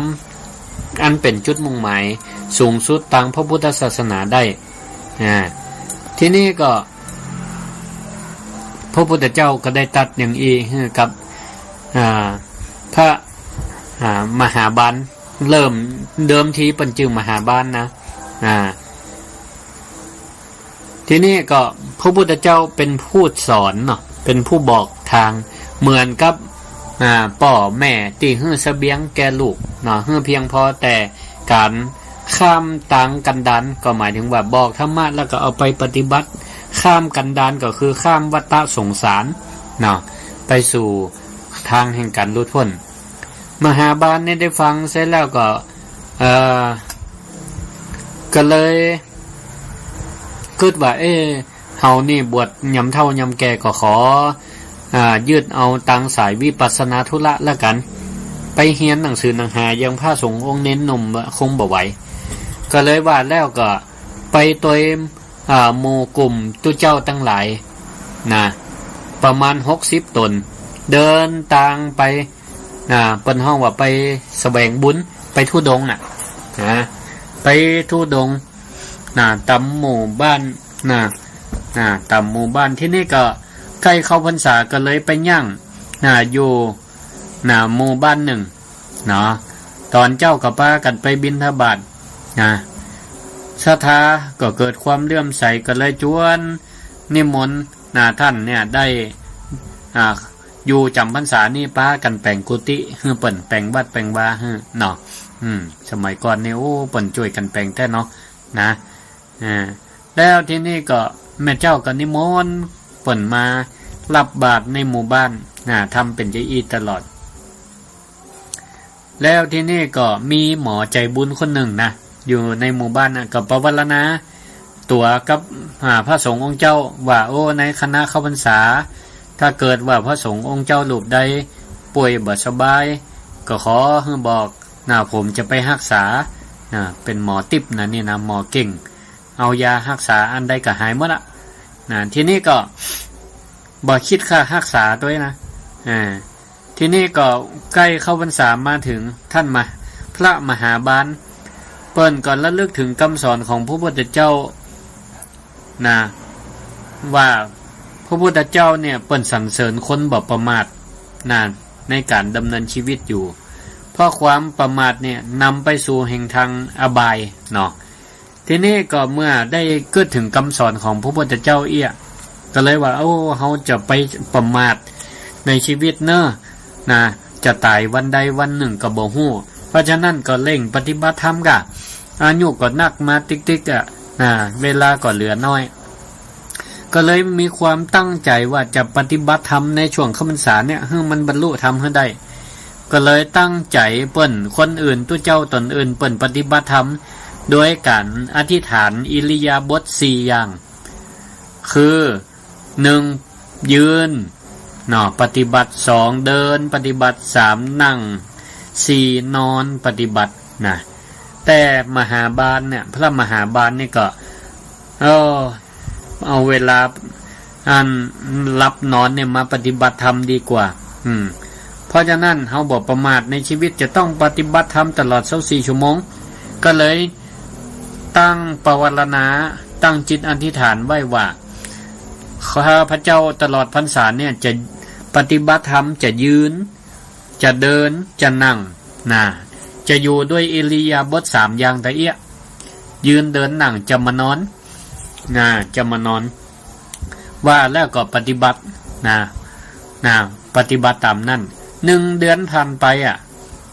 ศรัทธาญาติโยมทั้งหลายคนบัดได้รับเนาะบัดได้รับบัดได้นอนยืนเดินนั่งอย่างเดียวก็ปรากฏว่าน้ำตาก็ออกเป็นโรคตาอักเสบน้ำตาไหลอยู่ตลอดเวลาไปบิณฑบาตก็หมอเนี่ยก็หันความผิดปกติของพระมหาบาลโอ้พระคุณเจ้าจะใดนี่อย่างมันน้ำตาไหลอยู่ตลอดเวลาใจอีละกันเนอะข้าพเจ้าจะปรุงยาเปิ่นกับปรุงยาหยอดตาที่นี่ก็บอกวิธีการเอายาถวายให้ท่านพระมหาบาลแล้วก็บอกว่าพระคุณเจ้าการหยอดยาเนี่ยต้องนอนหยอดต้องนอนหยอดถ้านั่งหยอดยืนหยอดเนี่ยน้ำยามันบ่เข้าตาแล้วเนาะเสร็จแล้วก็พระจักขุบาลพระมหาบาลก็หับยาไปก็บ่ปากบ่ไหวอะไรสักอย่างหับยาไปก็เสร็จแล้วก็เนี่ยใดเอายาหยอดหยอดแต่บ่ได้นอนหยอดน้ำยาก็บ่เข้าบ่ยอมนอนหยอดอาการก็เลยบ่ดีขึ้นทั้งตียานี่เป็นยาที่ดีวิเศษอย่างที่ว่านั่นหมอรักษาคนใดเนี่ยบ่เคยมีว่ารักษาแล้วมาหายแต่มาก้านกับเนี่ยพระมหาบาลพอหลายวัน7 วันผ่านไปปกมาติดตามอาการหมอเนี่ยก็มาถามพระคุณเจ้าตาดีขึ้นแล้วยังพ เปิ้นก็บอกว่ากับยังบ่ดีขึ้นก็ยังที่หันเนี่ยก็แต่น่ะน้ำตาก็ยังไหลอยู่ทีนี้ก็นะหมอกับเอ๊ะใจว่าจะได้นะจะได้ว่ายาเนี่ยที่จริงแล้วถ้าปฏิบัติตามนอนหยอดเนี่ยจะต้องหายทุกรูปทุกคนก็เลยไปพกพอไปสังเกตพอพวกคุณเจ้าผมปรุงยาให้แหมเอาไปยอดแหมทีนี้ก็ไปลักพกพอตีภาคตีนอนตีภาคของพระมหาบาลก็สังเกตว่ามีกะตีเดินจงกรมมีกะอาสนะตีนั่งแต่บ่หันตีนอนเฮาบ่หันตีนอนทีนี้ก็มาหู้ว่าพระมหาบาลเนี่ยเปิ้นสอนตัวเก่านะทีนี้พอตาอักเสบจนต้องยอดข้างที่2แหมทีนี้เปิ้นก็ถามใจตัวเก่านะเปิ้นห้องว่ากัลชกายเนี่ยนะว่าจะยอมนอนหยอดยาก่อที่นี่ในจิตในใจของเปิ้นนี่ก็สอนตัวเก่าว่ามหาบาลเธอจะเอาสัจจะก็ว่าเธอจะเอาร่างกายเอาอวัยวะเธอจะรักษาอันใดถ้าเธอยอมนอนหยอดยาแสดงว่าเธอยอมรักษาอวัยวะแต่เธอจะยอมเสียธรรมก็คือสัจจะเลือกเอาถ้าเธอยอมเสียสละอวัยวะเพื่อรักษาธรรมก็คือสัจธรรมสัจจะความสื่อสัตย์ของตัวเก่าอันก็ถึงแม้ว่าตาเนี่ยมันจะบอดไปมันจะบอดไปก็ตามแต่เธอยังรักษาธรรมะที่เธอได้ลั่นเอาไว้อันเนี้ยถือว่าเป็นสุดยอดละเป็นการรักษาที่มีค่าสูงสุดเนี่ยศรัทธาญาติโยมทั้งหลายแกสอนใจตัวเก่าเจ้าอีพอเจ้าอีป๊อบแล้วก็เลยเหมือนยอมนอนหยอดยาอันนี้ก็อาจจะด้วยความคิดส่วนตัวเนาะอาจจะมีความหันตีมุ่งเป้าว่าอยากจะบรรลุธรรมตีมายอมรักษาอวัยวะสังขารร่างกายตัวเก่าเฮียก่อนอันนี้นี่ก็เป็นความเสี่ยงที่จริงเนี่ยบ่ใจเป็นผลดีนะถ้าเกิดว่ามายอมรักษาตาแล้วก็เกิดเสียชีวิตแล้วก็มันบัดตันได้ปฏิบัติธรรมบรรลุธรรมเนี่ยก็เป็นความเสี่ยงอยู่แต่พระมหาบาลเปิ้นก็เลือกเจ้าอีพอเปิ้นนั่งปฏิบัติธรรมในค่ำคืนนั่นก็ปรากฏว่าได้บรรลุธรรมแต่ในความโชคดีที่ว่าได้บรรลุธรรมเป็นพระอรหันต์แต่เปิ้นก็เสียตาทั้งสองข้างไปตาบอดสนิทเลยพอยังมาหันละแต่ที่นี่ดวงตาคือปัญญาของเปิ้นเนี่ยกับลูกแจ้งบรรลุเป็นพระอรหันต์นี่เวลาออกไปเตียวบิณฑบาตก็ปรากฏว่า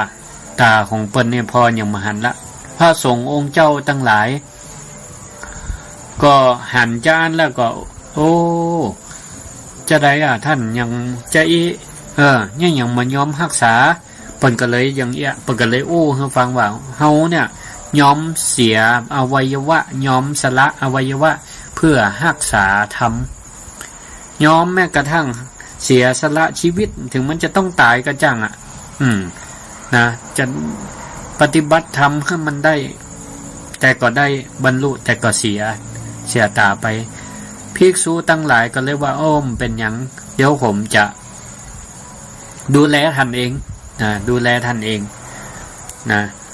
พระจักคุบาลเนี่ยถึงแม้ว่าตามหันเนี่ยมีอยู่เหตุการณ์หนึ่งฝนตกใหม่แมงเม่าก็ออกมาเซาะบินเซาะบินที่นี่ก็ปากันตกตำปื้นตำยังเจ้ามาก็พระเปิดก็ได้ชื่อว่าจักคุบาลเนี่ยนะพระจักคุบาลก็คือพระที่รักษาตาเนี่ยนะ แต่ที่จริงมารักษาตาตัวเก่าเนาะเปิ้นก็ออกมาเดินจงกรมปรากฏว่าโอ้มาเตียวเยี่ยมนะมาเตียวเยี่ยมอันแมง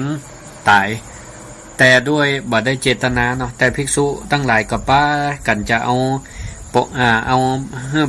เพื่อเปิ้นเป็นอาบัติแต่พระพุทธเจ้าก็เลยห้องมาสอบสวนปรากฏว่าเปิ้นก็บ่ได้เจตนานะอันเนี้ยก็เรื่องเล่าให้ฟังว่าเนี่ยตัวอย่างที่เปิ้นว่ารักษาสละอวัยวะเพื่อรักษาธรรมนะเอาละก็เหลือเห็นบักกี้นาทีก็เปิดสายให้โทรเข้ามาเนาะ064-949-5999นะรายการศิริธรรมกำเมืองโดยพระครูศิริธรรมบัณฑิตเนาะวันนี้ออก2ชั่วโมงนะ6 โมงถึง2 ทุ่มนะเดี๋ยวก็หมดรายการก็จะเป็นคิวของครูบาอาจารย์รูปอื่นรูปต่อไปเนาะ064-949-5999นะใครอยู่ตั้งใดก็โทรมาแนะนำรายการกันได้เจริญพรไปสาเจ้าท่านพระครูเจริญพรแม่เทียนเจ้าจะแม่เทียนแม่เทียนสาธุแม่เด้อท่านพระครูเด้อโน่เป็นเจ้าสาธุโน่เป็นพวกเรื่องร่วมกับอินโดนะท่านพระครูเด้อแม่นละจะเด็กเป็นวัดภูมิแพ้ทำล่ะเจ้าจะแม่ก็เป็นภูมิแพ้เราแต่ไม่ได้กับใครบอกใครได้พระอาจารย์หน้าผลเลยเนาะบุญรักษาเรื่องทั่วเบี้ยแปะของเจ้าอาจารย์แม่นจะแม่พาปูไปอย่างแต่ว่าวันก่อนเราไปเดือนแปะวันดีไปเดือนแบบเจ้าสาธุวัดดันเบะดันใกล้ๆบ้านอนุโมทนากระเปิ่นดีละเจ้าเสือแหงเจออีดูไปแล้วสาธุอนุโมทนาสุขภาพแข็งแรงเป็นกำลังใจให้ท่านพระครูด้วยเจ้าสาธุเจริญพรอยู่ดีมีสุขกราบไหว้ศาลด้วยเจ้าท่านพระครูเจริญพรแม่หยังก็เจ้าไว้ต่อเจ้าแม่หยังแม่น้อยเลี้ยงเป้าเจ้าเวียงปลาเป้าล่ะโอ้ฝนตกน้ำมาน้องเกาก้าน้องเจ้าโจกดีโจกดีเดี๋ยวละคนฟังรายการวิทยุนี่โจกดีกับกูคนน่ะเนาะสาธุเวียงปลาเป้านี่ขึ้นยังขึ้นดารุณีเจ้าดารุณีเนาะสาธุขอบคุณขึ้นดารุณีมีหลายจังหวัดอยู่เหมือนกันอนุโมทนาอยู่ดีมีสุขเจริญพรนมัสการเจ้าพระครูสาธุเนาะเจริญพรว่าได้ยายพรขับฟังอธิบายเจ้ามาแล้วลูกดีละสาธุเนาะขอบคุณหลายๆย้อนจับจบมาเดี๋ยวนี้อยู่ดีมีสุขเนาะแบ่งปันสายต่อไปเจริญพรนมัสการเจ้าท่านพระครูแม่หยังคือกรอุมาเจ้านิคม1เจ้านิคมเขต1เหรอจ้าเคยโทรหาท่านนะเจ้าสาธุพอได้โยมฟังท่านครูธรรมะอุชอบมากเลยเจ้าเข้าใจดีเจ้าฟังขึ้นมันจะรอลำปางเนี่ยกะได้6แหละของ Facebook ค่ะ Facebook ค่ะFacebook ไล่กะเจ้าผ่านเนาะผ่านการผ่ากระด้างของท่านแม่นจ้าบ่ได้ออก Facebook ไล่อันแต่ว่าออกอั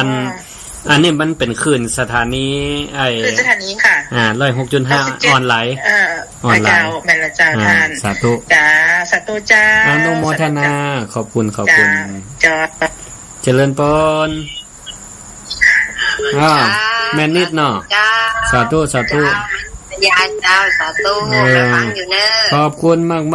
ม่นิดสาธุเจริญพรเจ้ามาสการเจ้าแม่หยัง แม่จันเพชรหมื่นคูณเจ้า แม่จัน คนลำปาง กะ คนลำปางเรามาอยู่แม่ลิ้มเจ้า แม่ริมเชียงใหม่ฟังขึ้นนะฟังขึ้นอย่างแม่ 104เจ้า อ๋อวัดไฟหินนอ เจ้า อ๋อ ท่านแม่อยู่บ้านหม่อนเขาแก้วเจ้า อ๋อกับตำบลเดียวกันนะกะ เจ้าแล้วก็มาอยู่แม่ลิ้มเจ้า อ๋อไปเป็นแม่เลี้ยงอยู่แม่ริมปุ่นน่ะเออ เจ้า ดี แม่เลี้ยงเด็ก แม่เลี้ยงเด็ก ไม่แอวบ้านห้องก็มาได้ไปเหมือนนี่แหละเจ้าก ะถ้ามาก็ไม่แอวหากันบ้านหมิ่งเมืองมุนนี่เนาะ เจ้า สาธุ เจ้า อยู่ดีมีสุข เจ้า เจริญพร เจ้าเราสั่งแม่พระครู อ๋อแม่เลี้ยนล่ะ เจ้า โอ้รอบสอง แม่ของเจ้าที่ซีเนอะ 94นี่ของอะไรเนี่ยนะ ของแม่ขจันโมเดิร์นเจ้า แม่ขจันโมเดิร์นขอบคุณเจ้าของเป็นตัวเนาะจริง เจ้า ขอบคุณสาธุเจริญพร ที่นี่สถานีวิทยุเพื่อการศึกษาวิทยาลัยสงฆ์นครลำปางสถานีวิทยุกระจายเสียงบริการสาธารณะออกอากาศณอาคารเลขที่1วัดบุญยวาสวิหารถนนบุญยวาสตำบลหัวเวียงอำเภอเมืองจังหวัด